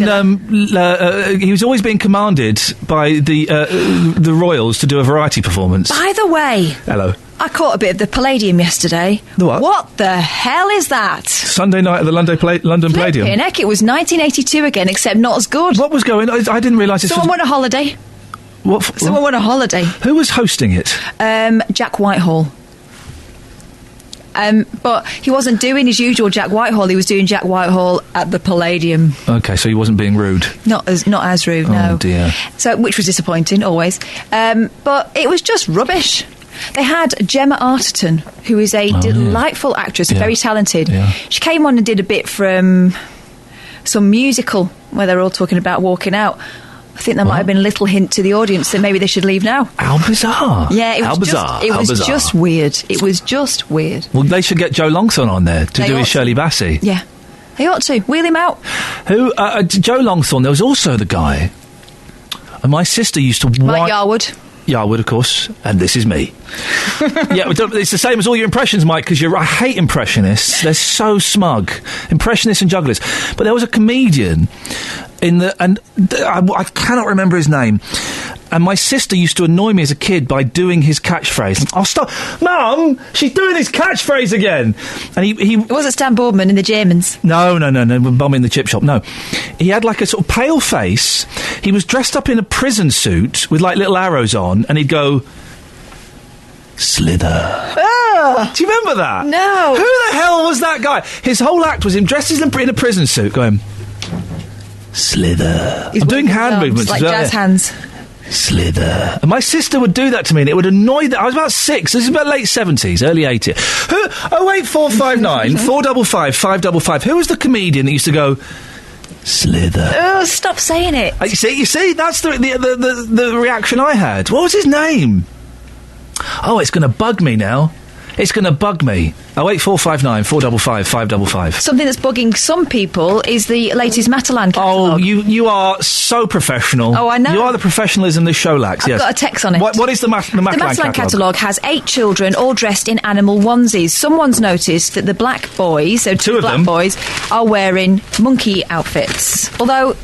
we had to look to find out what the animal was, because one of them looks like a bear. I've got those suits for my boy, and we bought them thinking they were bears. It does say, if you look at it online, it does say that they are monkeys. So someone has taken exception. What they've quoted someone without a name saying it was awful, and they've also got someone off Twitter saying it was racist. You could find anybody off Twitter to say anything's racist. Exactly. Trust me. Things get shoved around and people cast judgment. That's what Twitter's for. Yeah. But we've got some text on this one. It says, with reference to the golly... Oh, we were talking earlier on to Sonia, who is black. She's from Luton. She says she actually collects gollies because they just remind her of being a kid. She doesn't see anything racist about those, and she certainly doesn't see anything racist about monkeys. Yeah. So we've got some word here from Liam in Bletchley, who says, with regards to the golly and perceived sexual innuendos, he's talking about the bit of skirt topic as well. Oh, right. 2 in 1. Yeah. It's like tiptoeing around the potential minefield of others' sensibilities. In most cases, it's just a bit of fun. I get stick for being Scottish, and I take no offence. I think that you can get with much if careful who it's directed at and in what manner it's done. Yeah, we're going to send Justin out on this in a little bit. He's got something else for us at the moment. We will send him out on the monkey thing. I don't think people consider monkey in its generic term to be at all racist. Although, saying that, I do, as a white middle class guy with, those attitudes, I do check myself if I'm talking to a little black kid, and I don't say, oh, you cheeky little monkey. And I've actually stopped myself saying that, and I refer to kids as cheeky little monkeys. But isn't it sad that that's even in your mind? Maybe one day we'll just be able to talk to each other like people without having to second-guess ourselves. Hey, I felt bad in the car yesterday because I was driving along the motorway and there was a little girl looking at me out of the side of her window, so I was waving and pulling silly faces, as we used to do in the 70s. Yep. In the 70s, it was full. The cars were full of kids turning around waving to the car behind. In fact, with us, it was a game. We'd count how many. Sometimes you'd get the LV sign back, which was rude. So I was waving to her and pulling a silly face, and then I thought, oh, blimey, what are her parents going to think? So I stopped. Because people might think you're a bit weird. Oh, no. On the subject of the skirt, bit of skirt. Here you go, Justin. This is Carpet Martin on a bit of skirt. Yeah, go on. Carpet Martin says, a bit of skirt is a dreadful way to refer to women, even the fit ones. Just a bit of banter as far as I'm concerned. He's also got an update on Joe Longthorne. Do you remember Joe Longthorne, Just? Oh, yeah, former guest on my show, the legend that is Joe Longthorne. He's got, Carpet Martin says, Longthorne update, he lives next door to my mate in Blackpool, he still gigs. Fantastic. There we go, you see. Yeah, go on, Joe. Justin, a bit of skirt. The reason we're talking about this, a copper in Luton has described the fiancé of someone who got shot as a bit of skirt. Yep. Fascinating, really. As I say, I don't think there's anything wrong with it, saying it down the pub, but I think for this particular case, I think it's very, very wrong. And of course, this Fly on the Wall documentary this evening, Channel 4, 9 o'clock, is in 20 parts. I can't wait for it. I think what the officer said here, when you think about what he was saying in general, I think was totally wrong. But you asked me earlier to go out into the streets and ask ladies, would they be offended if somebody referred to them as some piece of skirt? Some very interesting views here, boss. Here's what happened. I would be offended if he says that, because it's a bit of a rude word to say. Find it annoying. So you wouldn't take it as a compliment? No, I won't take it as a compliment, no. I take it being a rude word, annoying. If somebody said that to your face, OK, obviously somebody may say it behind your back as a bit of banter, but if somebody referred to you as some bit of skirt to your face, what do you think you might do? I punch the person and walk away. I'm not going to mess. Listen, I'll let you go. Thank you very much. A bit insulting, so really. Yeah, I wouldn't like it. Some of my friends use that term. Tell us why it's so insulting. Because it doesn't involve you as a person, you know, it's just a sort of like a bit of product, really. Piece of meat. A piece of meat, yeah. Well, I think I'd be quite offended. It's quite a derogatory term to call any woman, any lady. So, yeah, I'd be quite offended, actually, and I think I would want to actually take that further. To be honest, like I said, obviously the officer, he should be reprimanded or... So, madam, somebody refers to you as a bit of skirt. Would you find that highly offensive? Not at all, not in the slightest. Tell me why. Because I refer to men as several things. All kinds of things. It depends what the man's wearing. There's a lot of women I've spoken to said, you know what, I'd be highly offended by that. You're almost describing me as a piece of meat. Do you think these women are just a bit too sensitive? Yeah, highly strung. Get over it. Do you know what I mean? It's a bit of banter, a bit of fun. I've referred to men as several things, and yeah, meat. Look at the meat on the man. Yeah, definitely. Why? Look at the meat on the man. Exactly. This works both ways. Yes, it's serious because we're talking about a documentary that's going to be shown to millions of people this evening. What Gary Howe said, in my opinion, was wrong in reference to the victim's fiancé. But I think, in general, it's just a bit of banter. Skirt. Come on, guys. Yeah, Come but on. you know what? The other side to this is the man who's going to be turning up when the worst has happened to this victim or this victim's fiancé and asking her to trust him to take her case seriously. Yep. Again. Dealey's agreeing with you on that, I think, that it's totally inappropriate in this. Professionally, I was there that morning when he was shot and the community were in tears. It was terrifying for them. So yes, I agree on a professional level. This man knows, of course, this is being filmed, so it's not technically office banter. But because outside of a police environment, you think it's just a fair bit of banter. If you're down the pub, if you're going to the football with your mates, this is what lads do. We need to get real here. And as that lady said there as well... we can get real. Yeah. But is it... But do we... Is it completely... I mean, but where do you draw the line? Look at the jugs on that. Where do you draw the line? You wouldn't say that, but I think if you describe somebody as some bit of skirt, I think there's nothing wrong with that because this works both ways. You heard the lady at the end there saying, well, I describe men in similar ways. So it works both ways. Justin, excellent stuff, mate. We're going to send you out on this Matalan monkey outfit race row, as it's described in The Sun. I was so sad listening to your comments earlier. Which ones? When you said that you wouldn't refer to a young boy as a cheeky monkey just in case. Yeah. How sad is that? It's really sad. It's really sad. But in fairness, that probably comes from me. That's probably me with kind of my white middle-class chip on my shoulder. That's probably me being oversensitive. I'm pretty sure if I said it that I wouldn't get... that it would be all right. But you're thinking it. What I have got for you, if you want, I can tweet you a photograph of me in my monkey onesie. Would you like that? Mate, I can't think of anything I'd rather see this morning. So you're what, 5, 3... in this picture? What? Selfies? How many? How old? No, how old were you? I was. It was last year. So what? 33. Okay, that's fine. Justin, thanks very much. It's the phrase Matalan monkey outfit race row. Now. How could he be 33 last year if he's 48 now? Yeah. The phrase race row. Gosh, where have we heard that before? It seems to be a lot of fuss about nothing. Your thoughts on that, please? 08459 455 555. Someone has tweeted me the Slither guy. Yes, and I've had a few texts, but I've had some different ones. Go on. Jimmy Cricket, wasn't it? No. No! That was, come here, there's more. Remember there's more. There's more. Someone else said it was Philip Cool. How formal. Philip Cool. Philip Cool. Philip Cool was the rubber-faced comedian who was also the rubbish-faced comedian. Oh, yeah, he made me feel a bit... He would come up and do Thunderbirds. He was like budget Jim Carrey, wasn't he? Yeah. That was from Shirley and Milton Keynes. I'm sorry, I think you're wrong, because we've got a few of these. Roy J. Roy J. I'm watching it now without the sound.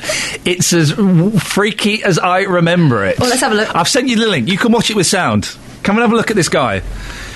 It is... Oh, I want to hear this.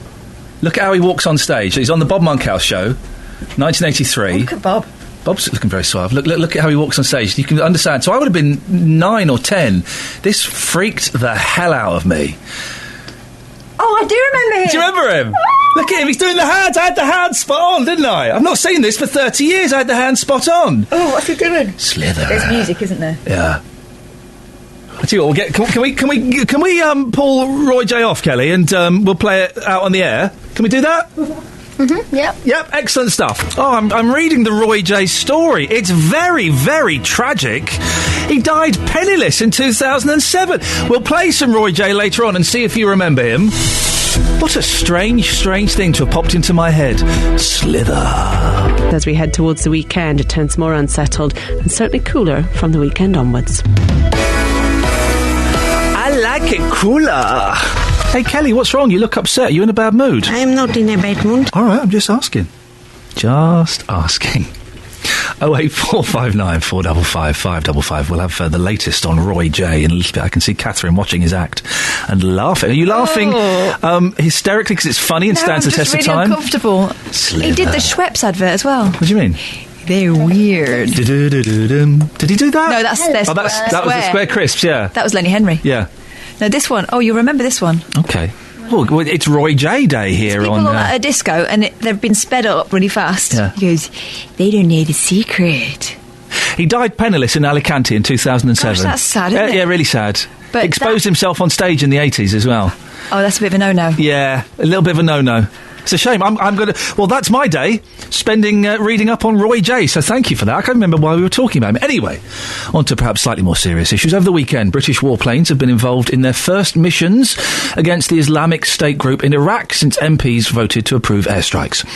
Tornadoes have taken off from Cyprus armed with laser-guided bombs and missiles and returned several hours later.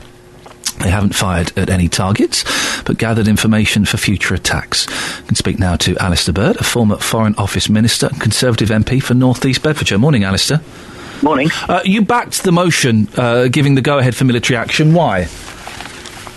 Because this terror group, and by the way, please don't call them Islamic State because that will offend a fair number of your listeners. This bunch of criminals are neither Islamic nor a state, and we need to find another term to describe them. But they pose an imminent threat to our interests. They have killed British citizens. They have attacked people in Europe, as well as being immensely disruptive to millions of people within the region. They need to be combated in a number of ways. They need to be physically stopped from what they're doing at present, and then their corrupt ideology has to be dismantled, and that will be done by Muslim leaders and Muslim states in the region. But physically stopping those who are attacking and threatening people today is very important, and we're just lending a hand as part of that process. The former head of the UK military, General Lord Richard, has said that bombing them is futile. I don't think it's futile. I think David Richards said quite rightly that in order to end this threat, there will have to be action on the ground, and there are people fighting them on the ground, Kurdish forces, the Free Syrian Army and others, and that job will certainly have to be done. But I think being able to strike at their convoys as they move forward to attack positions as the Americans have already demonstrated, and Saudi and United Arab Emirates planes have demonstrated, can be effective, and that work must be done. But it can't be done in isolation, so David Richards is right. If we just bomb them in Iraq, isn't there a danger that they will all just kind of creep back to Syria and reform and rearm and still be a very powerful force? It's weird because this isn't a war with a country. It's spread over different borders, isn't it? You're absolutely right, and they don't recognise any borders. But just because the United Kingdom has not taken a decision to join in action in Syria doesn't mean that other people are not doing that. Of course, these terrorist forces will be attacked in Syria. They will be attacked by forces belonging to 5 different Arab nations, as well as the United States. So that work will go on, because you're absolutely correct. They need to be stopped there, and people will be fighting them. But it's not been the British position to be able to do that ourselves at present. There is an argument, although it's only air strikes at the moment, that some people think that within a year, 18 months, we will be sending British troops in on the ground. That's a possibility, isn't it? It is a possibility, but I think it's a very faint one. And the reason I think that is as follows. I think there are forces that are fighting this group on the ground already, and I think they need to be strengthened. And they have the capacity to do the job of ending this threat. But secondly, the presence of British or foreign troops on the ground, is not what the region needs. The region needs to demonstrate that this is something that they can deal with.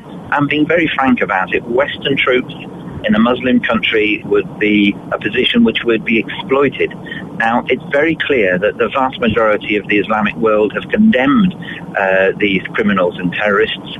I think that should remain the case. And what I would not want them to do is to be able to use the fact that they are fighting Western troops on the ground. And that's why I think the states in the region have got to take the responsibility, and our role should be to help supply them to enable them to do the job. How many aircraft have we sent over there? It's not that many, is it? No, it's a token force of 6 Tornadoes, but they are equipped with some highly sophisticated weaponry, the aim of which is to minimise any potential civilian casualties. Our RAF is extremely good at targeted precision attacks. No one wants to see innocent civilians caught up in any of this.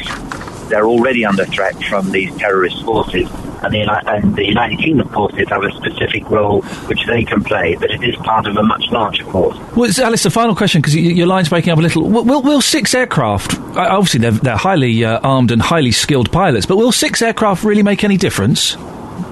It won't make a large difference, no. The difference is made by us being part of a large alliance of states that have come together to meet this threat. Our presence is important, our intelligence and logistics are important, and it's important to those who are looking for friends to deal with this menace that they can count on the United Kingdom, and that we can say that we are protecting our own citizens who are already under threat from this organisation. So I'm going to let you go because the line is breaking up slightly, but I appreciate your time this morning. It's Alistair Burt, who was a former Foreign Office Minister and is a Conservative MP for North East Bedfordshire. Across beds, hearts and bucks. This is Iain Lee. BBC Three Counties Radio.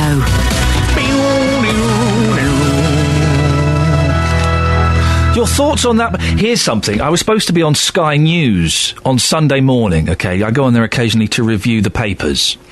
And I got a phone call on the Saturday afternoon saying, Iain, I've got some bad news. We're going to have to cancel you tomorrow because of the airstrikes. It looks like there might be airstrikes overnight.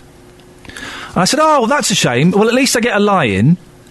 And the girl said, yeah, well, every cloud has a silver lining.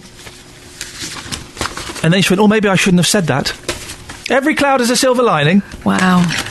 Thanks, ISIS. I get a lie-in. That's the silver lining there. Billy's in Abbots Langley. Good morning, Billy. Yes. Good morning, Billy. Good morning. What can I do for you? Yeah, well, I'm ringing, I rang again because in this I listen every morning to your programme, and this morning someone sort of mentioned or complained about the palladium which was on the show last night, on the wireless last night. and the week before. And I would like to just confirm that it was a terrible programme. I thought you were phoning up to defend it, Billy. Defend it? I'm not defending it. I'm saying it's the most terrible programme I've ever heard, because in front of me I've got a book now written by Irene Holland. Oh, yeah? And she was a Tiller girl. And it's got, cheeky! Yeah, Tales of a Tiller Girl. And some I know her well because she comes to a pub at Bourne End. I bet when you were a younger man, you never thought you'd be sharing drinks with a Tiller girl. Well, no. Well, I'm 94. You see. Good lad. So all the tales of her being at the Palladium in her book here, with Frank Sinatra, Bob Hope, Danny Kaye. I mean, nowadays Palladium program doesn't even have an orchestra. And so that was what was lacking last night, was an orchestra. And also, you're right, they did have people like Danny Kaye on. They used to have huge stars. Exactly. And because I used to, with my past wife, we used to go to the Palladium every Sunday night, and we used to stand at a... because it was a broadcast, and we used to stand at a telegraph pole or a lampshade right opposite the door. Yeah. And at 7:45, if there was any spare seats, you'd sneak in. The doorman would beckon you in. So sometimes to fill up empty seats, because it was a broadcast, we sometimes we was in the first row, second row. Billy, listen, I have to interrupt. Are you okay to hang around for a couple of minutes? Well, yeah, I'm not going anywhere. Because there might be some people who reckon you're a little bit of a celebrity on BBC Three Counties Radio. Did you know that? Well, I've been around a bit. You and Billy, stay there. Dear listener, Billy, we'll speak to you after the news. Can you guess who Billy is? You will have heard his voice. You will have heard Billy's voice many, many times. But who is the mystery voice? Oh boy, oh boy, oh boy. There'll be street parties in certain parts of Uxbridge when they work out who Billy is. He's a legend of BBC Three Counties Radio, but who is the mystery voice in Abbots Langley? Exciting times here at BBC Three Counties Radio. Yes, just before the news, you would have heard a mystery voice. We've put the mystery voice on hold. Want to find out exactly who it is? Keep listening. After 8:30, we will try and solve that and maybe a couple of other mysteries. Ooh, it's exciting. You excited, Kath? I'm so excited. You just can't hide it. If you're about to lose control, do try and fight it. Okay, thank you. What else have we got coming up on the show? Well, a new documentary, Fly on the Wall series, following Luton Police, starts on television tonight. Is it a good idea, or is it slightly insensitive? And also, the monkeys. Do anybody still find a racist connection? Matalan are, in inverted commas, in trouble. I've seen these race row stories being made up from absolutely nothing, and I suspect it's some journalist who's got a bee in his bonnet and wants to kick up a stink. What do you think? 08459 455 555. Across beds, hearts and bucks. This is BBC Three Counties Radio. Now, the campaign group Justice for Leon has reacted furiously to a Channel 4 documentary that starts tonight. Leon Briggs, of course, died last November after being taken into Bedfordshire police custody. His family and friends have been calling for greater transparency and body-worn cameras ever since, but they take exception to this kind of coverage. Well, joining me now is the Chief Constable of Beds Police, Colette Paul. Colette, why did you decide to take part in this programme? Good morning, Ian. I decided to take part, and it is a huge risk, isn't it? Letting lots of cameras, static cameras actually, behind the scenes, filming everything you do over a period, 24 hours. It is a risk, but I thought it was really, really important to be open and transparent with the public, and I thought it was a good way to do that. I think it's a risk that's worth taking. I am confident in the professionalism and work ethic of my staff, but I also think the public have the right to know about policing. They certainly pay for policing and have the right to know what we do and how we do it. So it's in that sort of openness and transparency. And as you know, probably, Ian, from speaking to you in the past, you know, I do believe in being open and transparent. Oh no, and we appreciate the times you come on. You kind of shoot from the hip and say it how it is. Whose idea was it? Did the TV company come to you, or did you approach them? No, they came to us, but that was many months ago. It was round about January the year before last. So a long time, obviously, before the death of Liam Briggs. Mm. And was any money exchanged? Do you or the police force make any money out of this? We certainly don't. What they did do is offer some money for obviously doing that, but we asked them to give it to 4 charities. We were very keen not to make any money ourselves out of it at all. And did you have any editorial control? Of course not. What I did do was have a legal agreement, and you know, I enforced that obviously with the company around a couple of cases, including Leon Briggs actually, and also had my officers, when they've seen some of the series, just to check. I had someone from our complaints department, someone from our comms department, and a chief inspector or inspector from our operations department, just looking to make sure from our perspective that we would deal with any issues coming out of it. Now that didn't mean we have any editorial control at all. We didn't. But what it would mean is if there were any issues, that we make sure we dealt with them internally, within the force. Okay, so I'm sure you've seen the Daily Mail today. I haven't actually yet, but I'm sure you'll tell me what it says. I've not had time yet. I would suggest the Daily Mail, page 33. There's a nice picture of you. Yeah. There's also a picture of... now, we have 2 different names. It's Gary Hales, isn't it? Detective Constable Gary Hales. It is, yes. He's shown referring to the girlfriend of Atif Ali, who, of course, was shot, referring to the girlfriend, his fiancée, as some bit of skirt. Yeah. Can I just say, when you do a programme like this, you would probably know that not everything that's said is absolutely perfect. It's not a perfect picture. I know that Gary said that within an interview. When I've asked Gary, around that specific incident, how he explains it, it's part of the interview process. So it's not directly to them, to the member of the public. Obviously, that would be absolutely, totally and utterly unacceptable. He claims he was using the vernacular dealing with a suspect. Now, obviously, I don't always agree with what's said. I won't agree with everything that's said throughout this programme, Ian. When you do this, that's what you get. People will say things, and you just, got to take that on the chin when you open up the doors to the media. He goes on to say, what's this girl like then? Is she a bit of a looker? Why would you want to do 15 years in prison? Yeah, he does. Yeah, he does say that. There's a quote from you here, which you can tell me if it's right or wrong. Yeah. It's forgivable, but not what I would want someone to say. It's banter in a working environment. Is that acceptable banter? I certainly do not recall saying it's banter in a working environment. A newspaper making up a quote. Who'd have thought it? Yeah, absolutely, yeah.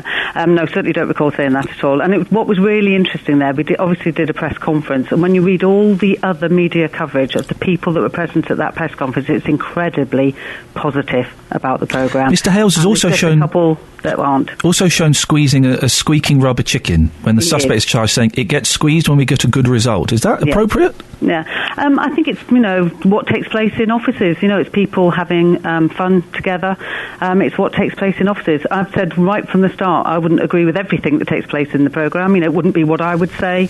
But I take that, when you open up your doors, that you will get people commenting and saying things that you wouldn't say personally.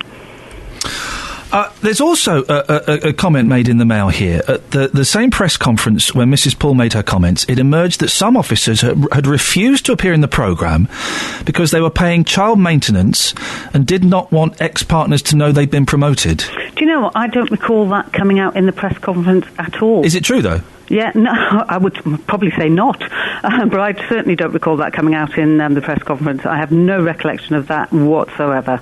So you're saying that there are not some officers who refuse to be in the programme because they didn't want their ex-partners to know they've been promoted? I'm saying, obviously that's something I don't know. What I will say is some officers wouldn't want to take part in the programme, and we didn't... anyone that didn't want to take part in the programme, obviously we didn't film them, same as we did with everyone else that didn't want to take part. Okay. Are you not worried, Colette? Because, hey, listen, I've worked in TV, and everyone who works in TV says one thing to someone they are interviewing or they are following around, but really, they're wanting to get the dirt, they're wanting to get the things that are going to make people look less than perfect, aren't they? This is not going to be a puff piece, and there is a chance that this could backfire on you spectacularly. As I said to you right at the very start, Ian, you always take a risk when you open up your doors. That's what you do. But as a chief constable, I take a risk day in and day out with everything that I do. I think the programme shows really professional police officers doing an incredibly complex job, working very, very hard, and I think that's what it shows during this programme. And finally, we spoke to Michael Doherty from Justice for Now, who is concerned, as a lot of the Leon Briggs campaigners are, that this is an episode of this will go out. I think it's a night before, the day before the anniversary of Leon Briggs' death. Is that insensitive? Can I just say, one, it's not true. There are about 20 programmes in total. The first 5 finish at the end of October, before the anniversary of Liam Briggs. Is it November the 4th, the anniversary? It is, it is. And can I just say, we purposely ensured that we did not have a programme going out around that time. That would have been insensitive. Okay, so there's a break at the end of October. When does it pick up again? Do you know? It picks up, I think it's January, actually. Oh, okay. Is what they've told me to do. And then they're doing further later in the year as well. So it's spread out all the way through next year. But we purposely, I don't want to be insensitive to Liam Briggs' family, at all. And we purposely put that in place to make sure that we weren't. Colette, it's always good to talk to you, and as I say, you are one of the people that comes on, and you tell us what you're thinking and what you're feeling, so it's much appreciated. Oh, thank you very much. Thank you very much for your time. That's Colette Paul.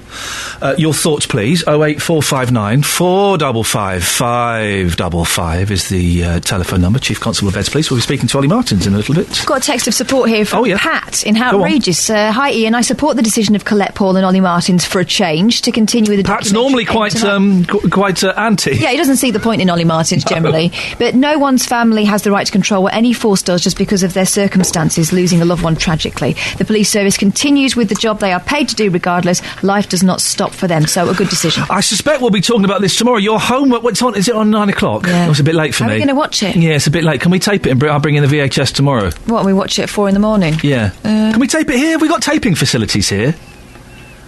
iPlayer. Channel 4 iPlayer. Okay.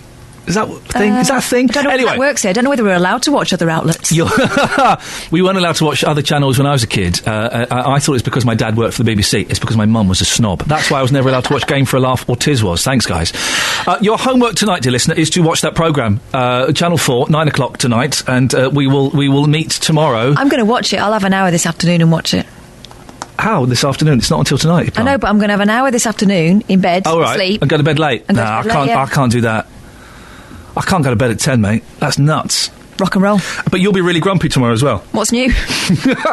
Your homework, dear listener, is to watch that programme, and we'll have a chat about it tomorrow. We'll probably send Justin out as well tomorrow to see if people watched it and what they thought of it.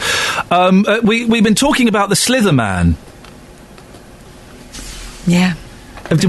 Kelly, did you manage to pull him off? Yeah, it's in there. It's in your running order. Where is it? Oh, Roy J. Okay, should we have a little listen to this? So this was a big comedian for about 20 minutes in the early 80s. My sister used to wind me up by doing his acts to me. Should we have a listen? I've not heard this for about 30 years. I really find it very refreshing when I see a new comedian arrive on the scene with a style that's all his own. And I'd like you to share that rare pleasure with me now. Here's Roy J.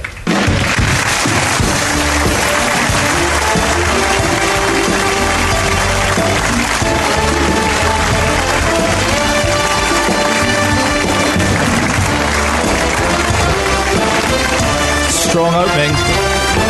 Well, a stranger in a black sedan, don't want you hop inside my car. I've got candy floss, I'm a traveling man, and I will take you to the nearest star. Hey. Hi, weirdos. I met a guy outside tonight. Slither.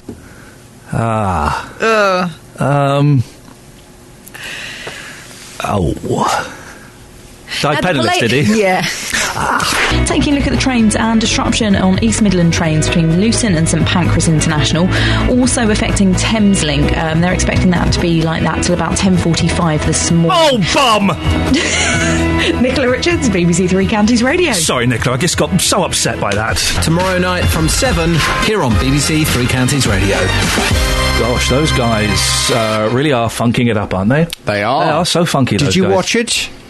That was a trail for sport. Oh, not Strictly. Oh, why did it start with Strictly then? Because they're trying to cash in on the ambiance, the success of Strictly. They're trying to cash in. Oh, yeah. Well, I watched Strictly. Some of it. Why? Well, it's what you do on a Saturday night, isn't it? No, on a Saturday night. What was I doing this Saturday night? I don't know, but I hope it's going to be something exciting now you've dissed watching Strictly. What did you do?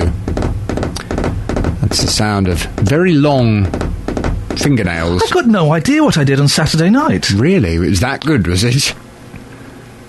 I've got no idea. Gosh. That's insane. You don't know what you did on Saturday night? Not a clue. Must have been a good one. It must have been. Must have been a good one. Now, what's on your show this morning? What have you got coming up on this morning's big phone-in? It's a sad one today. Yep. I'll level with you, but it's the story that broke yesterday morning. I'm going to be asking from 9... Can you understand why Linda Bellingham has decided to stop cancer treatment? The actress Linda Bellingham, she's revealed that she's chosen to end chemotherapy in November. She expects to die after spending one more Christmas with her family. The actress is 66 years old and was diagnosed with colon cancer a year ago. She's best known for her role as the mother in the OXO television adverts and the series All Creatures Great and Small. She says that she doesn't want her sons to see her suffer anymore. Well, when I heard this story yesterday, it certainly had an effect on me, and I'm sure it had an effect on most other people who have watched somebody they love die of cancer. And that decision to make where you say, do you know what, enough is enough. I'm not going to carry on anymore. It's really difficult, I would imagine, for the person themselves, but it's really difficult for those around. Yeah. I just wonder how her family feel, because they love her, they want her around for as long as possible, I'm sure, and they must have greeted the news with mixed emotions, I would have thought. On one hand, of course, they don't want her to suffer, but on the other hand, they want her to go on for as long as she possibly can. Well, from 9 this morning, I want your views and your experiences, most importantly. Can you understand why Linda Bellingham has decided to stop cancer treatment? Perhaps you've watched someone you love go through cancer treatment, and you absolutely can understand why there gets a point where you think, do you know what, enough is enough. This cannot continue any further. Your calls, please. I know it's going to be a tricky one, but your calls from 9 on 08459 455 555. Across beds, hearts and bucks. This is Iain Lee. BBC Three Counties Radio.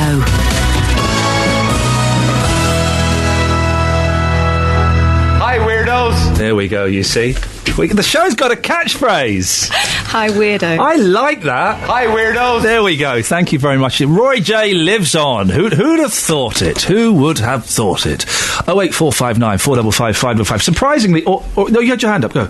No, go on, surprisingly what? Or unsurprisingly, no one has called in to say they are offended by two black boys dressing up in a monkey onesie in an advert. And I think it's one of those, you quite often get these race row stories, and really, it's just some journo who's kicking off for the sake of kicking off. Well, let's look at this one. This race row in the, which one was it? The Sun, is backed up by one man who doesn't want to be named, and one person off Twitter. Well, that's it. That's the row.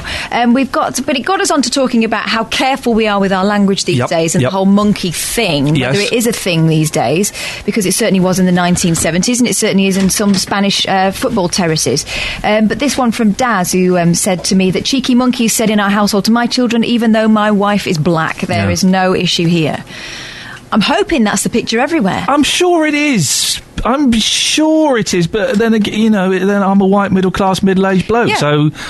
it's different for me. There's no denying it. Well, Justin has gone out and taken that one to the street, so we'll get his opinion. But so far, no one's phoned in furious at this. Not yet, but it could be that we've been talking about other things and people don't know. So talk to me about that. 08459 455 555. talk to Kath about that, and if she likes what you say, then you can talk to me. I'll put you on anyway. I don't mind. I've got no quality control we have whatsoever. very, very low standards here, although that's not in any way a slight on our next guest at all. More reaction to the Channel 4 documentary about Bedfordshire Police that's going out tonight. The family of Leon Briggs, who died after being taken into custody at Luton Police Station, where the programme is filmed, say it's inappropriate. Well, we heard from Colette Paul a few minutes ago. We can speak now to Ollie Martins, the Police and Crime Commissioner for Bedfordshire. Why is this documentary going ahead, Ollie? Well, this can be a very short interview, actually, because I just heard the Chief Constable. Yep. And she's good, isn't she? She is very good, and I agree with every word she says. I mean, I think this is about the force being transparent, showing the public what they do. I mean, one of the things that I've felt since I was elected nearly 2 years ago is, I get a kind of fly-on-the-wall view of policing.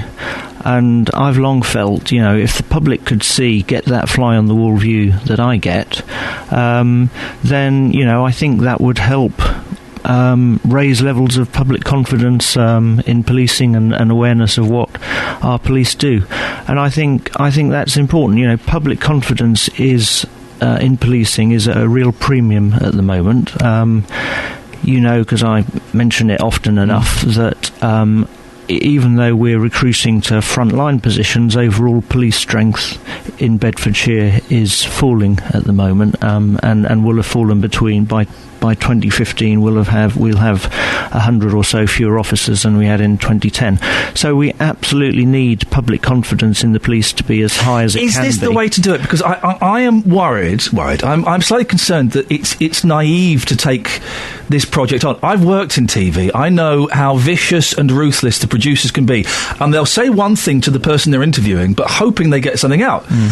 And they could film 100 hours, and 20 minutes of that could be bad. That's the 20 minutes that they'll focus on. Well, I think the force did a lot of due diligence around this. I wasn't previously a viewer of 24 Hours in A&E, but I became a viewer of 24 Hours in A&E to see what it was that Garden Productions do. And I think that's the kind of programme that they're making of Bedfordshire Police. It's far less sensationalist. I mean, yes, there's got to be an entertainment value, but it's far more, focusing on personalities than it is focusing on the sensational side of policing, and I think that's important too. How many episodes have you seen? I haven't seen any. Oh. So you don't actually know what it's focusing on if you haven't seen any. Why did they not send you the preview DVDs? Well, this is my role is strategic. The Chief Constable's role is operational. The Chief Constable has seen some of the rushes and some of the episodes. You didn't think it was appropriate for you to watch them? I'm sure the press department would have sent you a DVD. That's the difference between my role and the Chief Constable's role. She's in charge of the operational policing. This is an operational matter, but it's one where I absolutely support the decision that she's made. Oh, Ollie, I'm confused. If they made a documentary about Cass, it would be nothing to do with me, but I'd watch it. Do you not? Or if they made a documentary about BBC Local Radio, this is your police force. Did you not think it seems strange to me that you didn't want to watch it. Well, I do want to watch it. But they would have sent you DVDs. But that's as I say, that's the difference between. I don't get down in the detail. The operational day-to-day running of the force is a matter for the Chief Constable. But this isn't about the running of the force. This is how one of your forces. This is how your force is presented to the public. It's a huge gamble, as Colette Paul has said. It's a bit of a risk. And I'm really surprised that you didn't either get sent or didn't phone up Garden Productions or Channel 4 Press Department and say, can we have a DVD of the first 2 episodes, please? Because that's how it works. I'm sure I could have done, but I didn't think, that's just not appropriate to my role. There is because there's a very hard divide, and it's set out in the legislation about the difference between my strategic role and the Chief Constable. This isn't about roles. This is about a representation of your police force on national television that could go one way or it could go the other. And you didn't want to check it out in advance? No, because that's the Chief Constable's job. I wouldn't have had a veto over. No, she hasn't got a veto either. Over what was going on.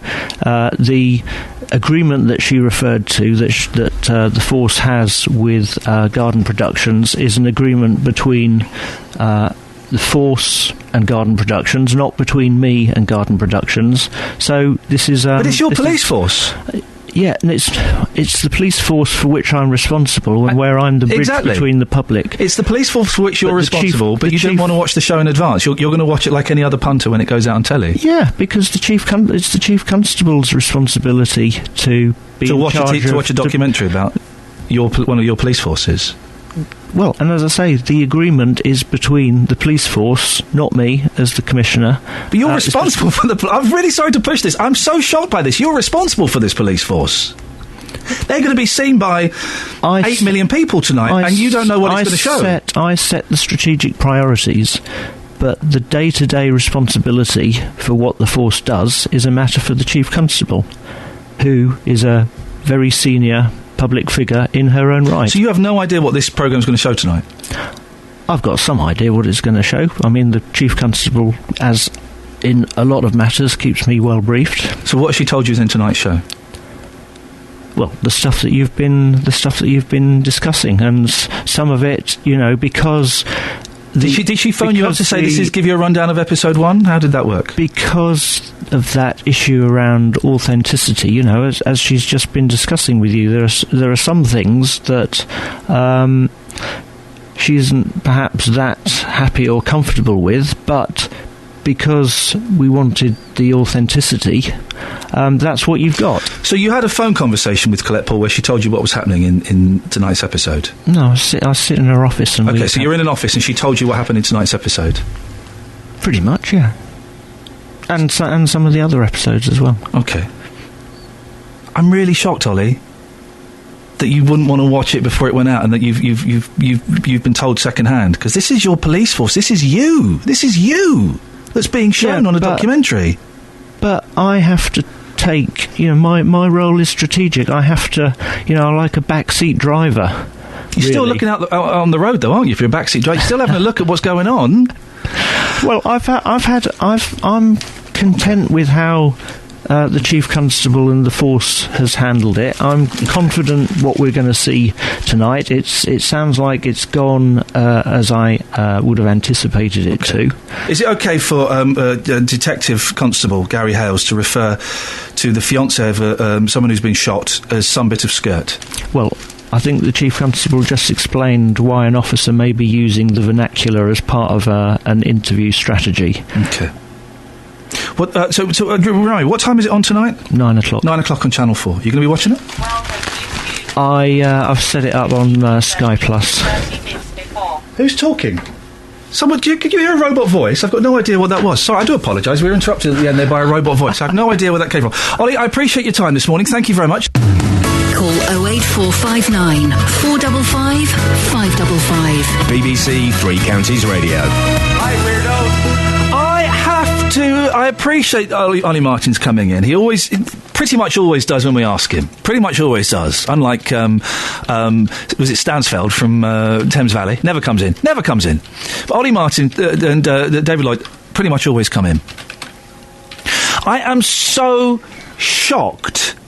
I mean, people may think I laboured that point a little bit too much, but knowing how TV works, I am so shocked he has not watched the first 2 episodes of that program. Whenever you do a programme, you get sent the first 2 episodes on DVD.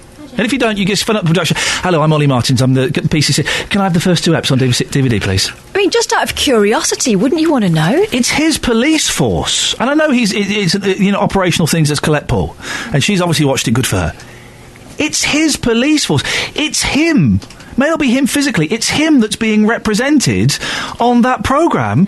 And he's not watched it. Gosh. It's the fact that he doesn't see why he should have. If you were going to be doing an interview about anything... Yeah. I mean, if you could, you would, wouldn't you? If you could watch it, you would watch it. Menaz has tweeted, Ollie Martin's shockingly unprepared for an interview. Reading from his job description looks like he doesn't understand his role. I've got a lot of time for Ollie Martins because he has come in. We have had some really awkward exchanges about things, and he comes in and it's like, you know, I don't particularly enjoy my thing when I've got someone sat opposite me and I'm having to ask them really awkward, uncomfortable questions and they're screaming. I don't get a kick out of it, and then it's really awkward afterwards. But he always comes in, we always shake hands, and he keeps coming back. Yeah. But that was odd. That was odd. 08459 455 505. Don't forget your homework is to watch that programme tonight at 9 o'clock. We'll talk about it tomorrow. I'm thoroughly looking forward to it. Now, at about 5 minutes to 8, we were joined by Billy in Abbots Langley. Good morning to you, Billy. Oh, yes, good morning. Have you worked out, sir, why you're such a celebrity? Well, I suppose, being 94, I've been around a bit as a Toastmaster, 20 years entertainments manager for Fred Pontin. So, wow. Did you ever work with Roy Jones? Roy Jones. Was that his name? I've forgotten his name already. Was that his name? The Slither fella. Roy J. Roy J, sorry. Slither. Roy J. No, the name doesn't ring a bell. Well, listen, Billy, I think you are oblivious as to why you are a bit of a celebrity on this station, on this show. Let me play you something. See if you remember this. That is one of the mysteries of Abbots Langley Fire Brigade. Oh, I remember it. That's you! That is you, Billy. Oh, yes. And we have treasured that clip, and we have. Can you give it to us, Cole? Can you say that without that music, and that is one of the mysteries of Abbots Langley Fire Brigade? Well, I still don't know the mystery of it. Oh, hang on a minute! We thought you knew the mystery! No. So many people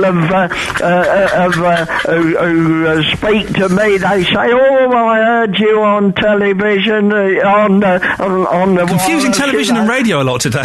Hang on a second. This is you. That is one of the mysteries of Abbots Langley Fire Brigade. But you don't know what the mystery is. No, I still don't know. It was taken from us, and we still don't know. No. Right, hang on a minute. So, what are you referring to? What are you wondering about the fire brigade? I'm trying to get to the bottom of this. So what? You lost the fire brigade? Well, I joined the fire brigade in 1938. Oh, I love you, Billy. Yeah. And it continued. You know, it was turned into another fully operational fire brigade with trailer pumps and all that sort of thing for the wartime cover. Well, listen, you probably don't know this. Yes. But you've inspired a young songwriter called Scott Balcony to write a song about the mystery of Abbots Langley Fire Brigade. Oh, well done. Would you like to have a listen? Of course I It's also got... There's a celebrity penis in this song. Matt Allwright from Watchdog and Rogue Traders is playing the piano on this. Yes. Should we have a little listen? Yes. Here we go. This is Scott Balcony and Matt Allwright. Never did too well at school, but I learned all I need to know. Like how to change a tyre and clean myself from head to toe. But some knowledge has eluded me, and one puzzle still remains. What on earth is the mystery of Abbots Langley Fire Brigade? Did all the helmets go missing one day, or did a dog get stuck up a tree? Did a ghost one night go down their pole? Pray tell, because it's torturing me. Tell us the secret, let the cat out of bag, because the puzzle still remains. What on earth is the mystery of Abbots Langley Fire? Abbots Langley Fire, Abbots Langley Fire Brigade. Well done. I nearly joined in with that. But Billy, you're telling us you can't answer that question. No, I can't. No. So, hang on. You must be able to, Billy. What were you talking about before they cut that bit off? So, you said that they brought all pumps in and stuff. Then what happened? Oh, I was 20 years entertainments manager for Fred Pontin. Yeah, no, I mean, what happened to the fire brigade? I'm going to play you... This is what you say. I want to know what you said just before this. That is one of the mysteries of Abbots Langley Fire Brigade. So what did you say before that? Who, me? Yes, you, Billy, you silly sausage. No, me, you're confusing me now. Right, this is you talking, OK? What did you say just before this? That is one of the mysteries of Abbots Langley Fire Brigade. You don't know, do you? No, I don't know. Not for a second, no, you prime me again on it. Right, OK, so what did you say just before this? That is one of the mysteries of Abbots Langley Fire Brigade. Well, I was... don't mention Pontins. I was a member of Abbots Langley Fire Brigade, of course I was, else that bit wouldn't have come up. Billy, listen, Billy, can you just make something up? Hello, Three Counties. Just so we can end this. Just make something up. Is it haunted? What? Abbots Langley? Yes. Can I put you straight through? Stay on the line. Billy, listen, you sound very sprightly for 94. Well, I'll tell you what, I'm very lucky that my mind is, is bright, and I've had a couple of hips and a pacemaker, and you're doing very well. I'm still active, and Billy, so I'm lucky. Billy, say hello to Aziz. Morning, Aziz. It's Asif from Milton Keynes. Oh, Asif, I do apologise, Asif. What you claim to know the mystery of Abbots Langley Fire Brigade? I was listening to the radio when he was on that day. Yeah. On the same show. And it's about a fire engine, a fire appliance that disappeared. And they don't know where it went. Oh, Billy, is this ringing any bells? Any fire bells? That's right. It was a fire engine. No, but I don't know who said that. No, I don't. I think you said it, Billy. I said it? Yeah. Well, there we are then.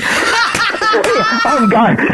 Goodness me, I'm going round in circles. So hang on, Asif, remind Billy what he said. I can't remember the exact details. Oh, not you as well. But basically, there's a fire engine that had been around for a while. When that station closed, the engine disappeared, and nobody knows where it went. Wow. That was one of the mysteries. Of Abbots Langley Fire Brigade. If Billy was in charge of it, no wonder no one knows where it went. Asif, thank you for filling in the gaps there. Billy, you are... this is the first time you've ever called me, isn't it? You're not sure? Well, I called a little while ago about something. I can't even remember for a second. Make sure you call again, Billy. You're a good sport, and it's a real pleasure to talk to you, mate. Thank you very much for your time. Yeah, well, thanks. It was this morning I rang because I've had this book written by Irene Holland, and it says Tales of a Tiller Girl. About the London Palladium. At the London Palladium. Beautiful. I know her well, and so many tales she tells me, and so many places that I remember around the good old windmill of London. Oh, the windmill's a naughty place now. Oh, it's a bit naughty. It was then. What was it then? Oh. It was then, wasn't it? They used to do these sort of stationary stripteases. Yeah, well, you see, what happened, it was a continuous show, and the young ladies just had to stand motionless, but when a bomb dropped, they moved to dash down the shelter. So I bet you're all hoping for a bomb to drop so you could watch them run about. Well, that was the thing, you see. Billy, everybody, Billy, listen, I've got a moment. It's such a pleasure to talk to you, mate. You will call again, won't you? Yes, very nice. You're a really good sport. Thank you very much. Okay. See you later on. Bye-bye. Bye. Never did too well at school, but I learned all I need to know. Like how to change a tyre and clean myself from head to toe. But some knowledge has eluded me, and one puzzle still remains. What on earth is the mystery of Abbots Langley Fire Brigade? Did all the helmets go missing one day, or did a dog get stuck up a tree?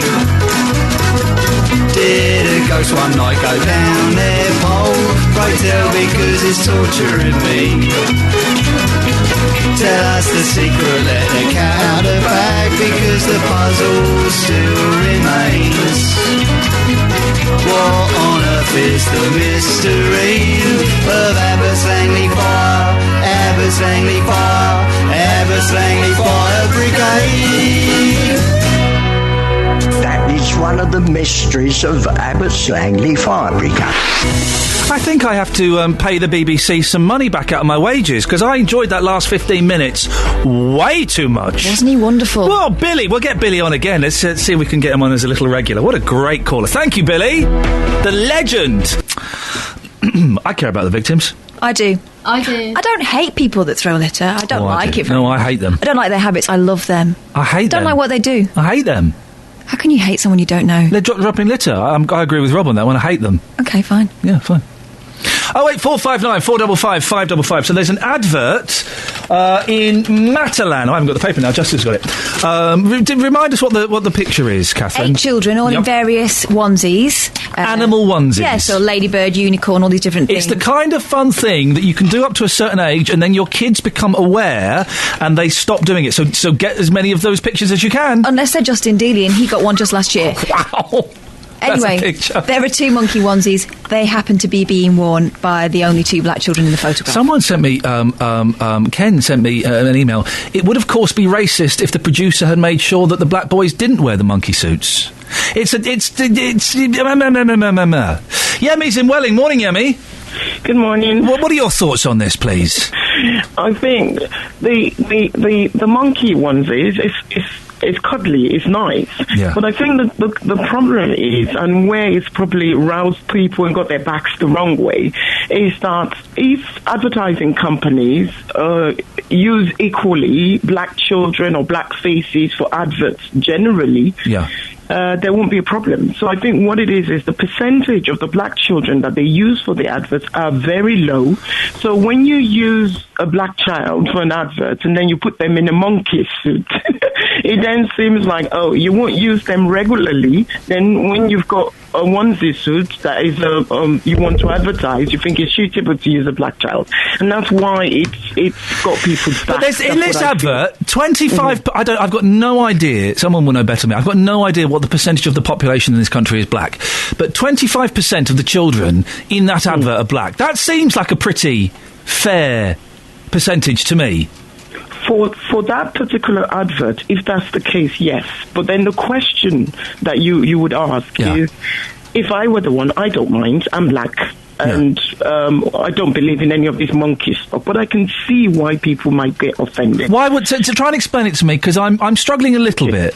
The reason people may get offended is because black children are not predominantly or equally used for advertising in the UK. But the offence in this isn't the prominence of black children in adverts. It's the so-called offence, because I'm not quite sure how many people are offended, is that they are the 2 black children in there are wearing monkey onesies.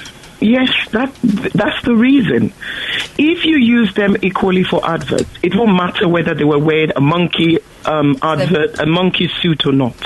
But because they're not used equally for advertising, when you then decide to use them, they're then used wearing a monkey advert. Monkey jumpsuit's a bit offensive. I've been a bit thick and not gathered your point correctly. It's not because you're not explaining it. It's because I'm an idiot. But Catherine, you just whispered in my ear, and yes, I've got it now. Go on. Because there aren't that many black children, or aren't as many black children as white children using adverts. Whenever they do appear, you're more sensitive to it. You notice it more. That wasn't you explaining it badly, Yemi. That was me not listening properly. But suppose have you got kids, Yemi? I do. And how old are they? I've got a 14-year-old, a 13-year-old, and an 11-year-old. Oh, okay, all right. But if they were a little bit younger, for some reason, like kids of like 3, 4, 5, 6, they seem to come up to me in the street. I don't know why, and I love it. It's brilliant. And they make the monkey face. Well, they do think I look weird, but that's just rude. And quite often, I'll say to a little kid, "Oh, you cheeky little monkey." I would hesitate and probably not say it. In fact, I wouldn't say it to your kids. I think it depends. I think it really depends. In the context of the advert, the word cheeky monkey doesn't mean anything. No. It just means, oh, you're jumping all over the place, you're being silly. And you would know that I was calling them cheeky monkey because that's what I call kids. Kids are cheeky monkeys. Yes, but I would be worried. I would be worried that another parent might interpret it as a racist slur. No, I think most parents would not. Whatever their colour. I don't think they would. I think it's because it's kind of sensitive. You see, the black issue is kind of sensitive, especially in this community.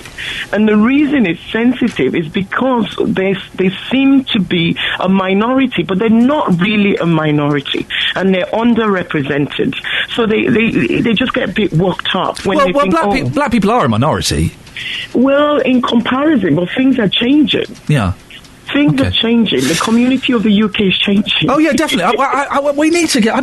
this is remiss of me. I should know. I should have a rough idea of the percentage breakdown. Yeah, I mean, listen, I appreciate your call, and I really appreciate your laugh as well this morning. Thank you. You have a delightful laugh. Thank you very much indeed. Someone who I've had a delightful laugh at this morning is Justin Dealey. What? Well, listen, you've got to be so careful when you post pictures of yourself. Did you mean to post that picture of you on Twitter? Absolutely, yes. It is disgusting, mate. What, a picture of me in a monkey onesie? What's wrong with that? It is obscene. Why? It's have you seen it, Kath? No, I'm going to look at it now. It's every lady's fantasy, surely. Oh, hang on. You look... Let's see about that. Well, Catherine's a bit of skirt, so... it is disgusting, mate. Why? Tell me why, come on. Well, first of all, it's sideways on, which always... Has he got a red bum? Is that a monkey or is that a cow? It's a monkey, it's got a tail. Monkeys don't have horns. Well, look, listen, when I bought it, it said monkey onesie. Hang on. Have you seen I've retweeted it. It's a monkey who's not very well. At Justin Dealey, if you want to follow his timeline, although I do... I do follow him, but I just can't see it. Maybe my phone's deleted him. It's pretty... I tell you what, Justin, we'll have Kath looks for that. You've taken this to the street, haven't you? I have. It's on page 27 of The Sun today. I mean, personally, Ian, we see nothing... Kath's just seen the picture!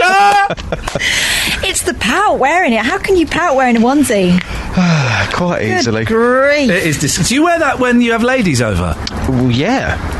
It's all part of the fun, is it? Bit of role play. Yeah, absolutely. Swinging from the jungle, swinging from the vine leaves in the jungle. Cheeky monkey guy. Okay, so you took it to the streets. Yes, as I was saying, that we've seen this image this morning. We don't find it offensive, but then again, we're not black. So I have been talking to black members of the community this morning. Here's what they've had to say. Well, so you're looking at that in the Sun today. There's the image. As a black member of the community, do you think that's racist? I wouldn't say necessarily racist, but it's a bit stereotypical the way they put the two black kids wearing a monkey outfit and the other white kids not. But at the same time, it's the way our people portray things, innit? So you don't think it's racist, but looking at that, you think it's a bit odd? I can understand where someone will be coming from if they say it's racist. You understand what I'm saying?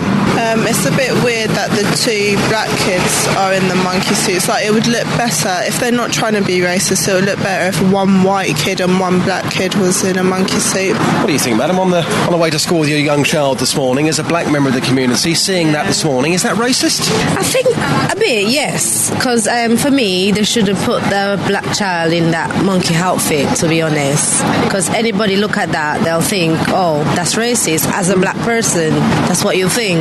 You seem a little bit surprised by it, but are you offended by that? Me personally, no, I'm not. Because people do whatever they want these days, so I'm not really offended by it, to be honest. So if she's not offended... She was black, was she? All of those people were black. So if she was not offended, it's this perceived offence that we have. That I'm not offended, but other people might be offended. Well, then do we know if any other people actually are offended? I mean, nobody was highly offended by it, but people said to me this morning, it is a bit stereotypical. We've got 8 children here. We've got 2 black kids in this advert, and the 2 black children are dressed up in the monkey outfit. Looking at that, when they looked at it, they thought, that just looks a bit wrong, and they could understand why some people would say that is racist. Just one of your missions for tomorrow is already set. We have class homework to watch the Channel 4 documentary at 9 o'clock about Luton Police I cannot Station. wait. I'm very, very excited by it. I don't know if I can... I'll probably stay up and watch the first half and then try and cram the second half in the morning. But tomorrow I think we might be sending you out on the streets to see if people watched it, and B, what they thought of it. Looking forward to it already. Justin, excellent stuff. Thank you. On the subject of that, Catherine, I've got an email from Saranjit about Ollie Martins, who hadn't watched the advance copies of tonight's programme. The way TV works, that there are always advanced DVDs floating around, certainly for the people involved in the programme to watch, and generally for the press as well. Saranjit says, this PCC is a complete muppet. In his own words, I am the link between the public and the police, but yet he says he hasn't any idea on contents of the programme before changing his account. More lies. I don't know if he's necessarily lying or not. Give him a spade so he can dig a bigger hole. We've had another bit of correspondence from Pat in Houghton Regis. OK, go on. I was a bit premature in praising Ollie Martins for allowing this documentary to go ahead when he's not even watched it. He's not up to the job, says Pat. Resign, Ollie, so we have confidence in another PCC that will understand the role. Thank you very much for all of that. Your homework, dear listener, is to watch it. Don't forget, if you want to hear the Abbots Langley song again by Scott Balcony and Matt Allwright, it's now on the Facebook page. The comments of Justin Dealey in a onesie. Lorraine says that's wrong on many, many levels. Cute on a 5-year-old, maybe. And Michelle just says, oh my. Go to the Facebook page to hear the Abbots Langley song. Till tomorrow at 6 from us. Ta-ta. Local and vocal across beds, hearts and bucks. This is BBC Three Counties Radio. Thank you, Iain.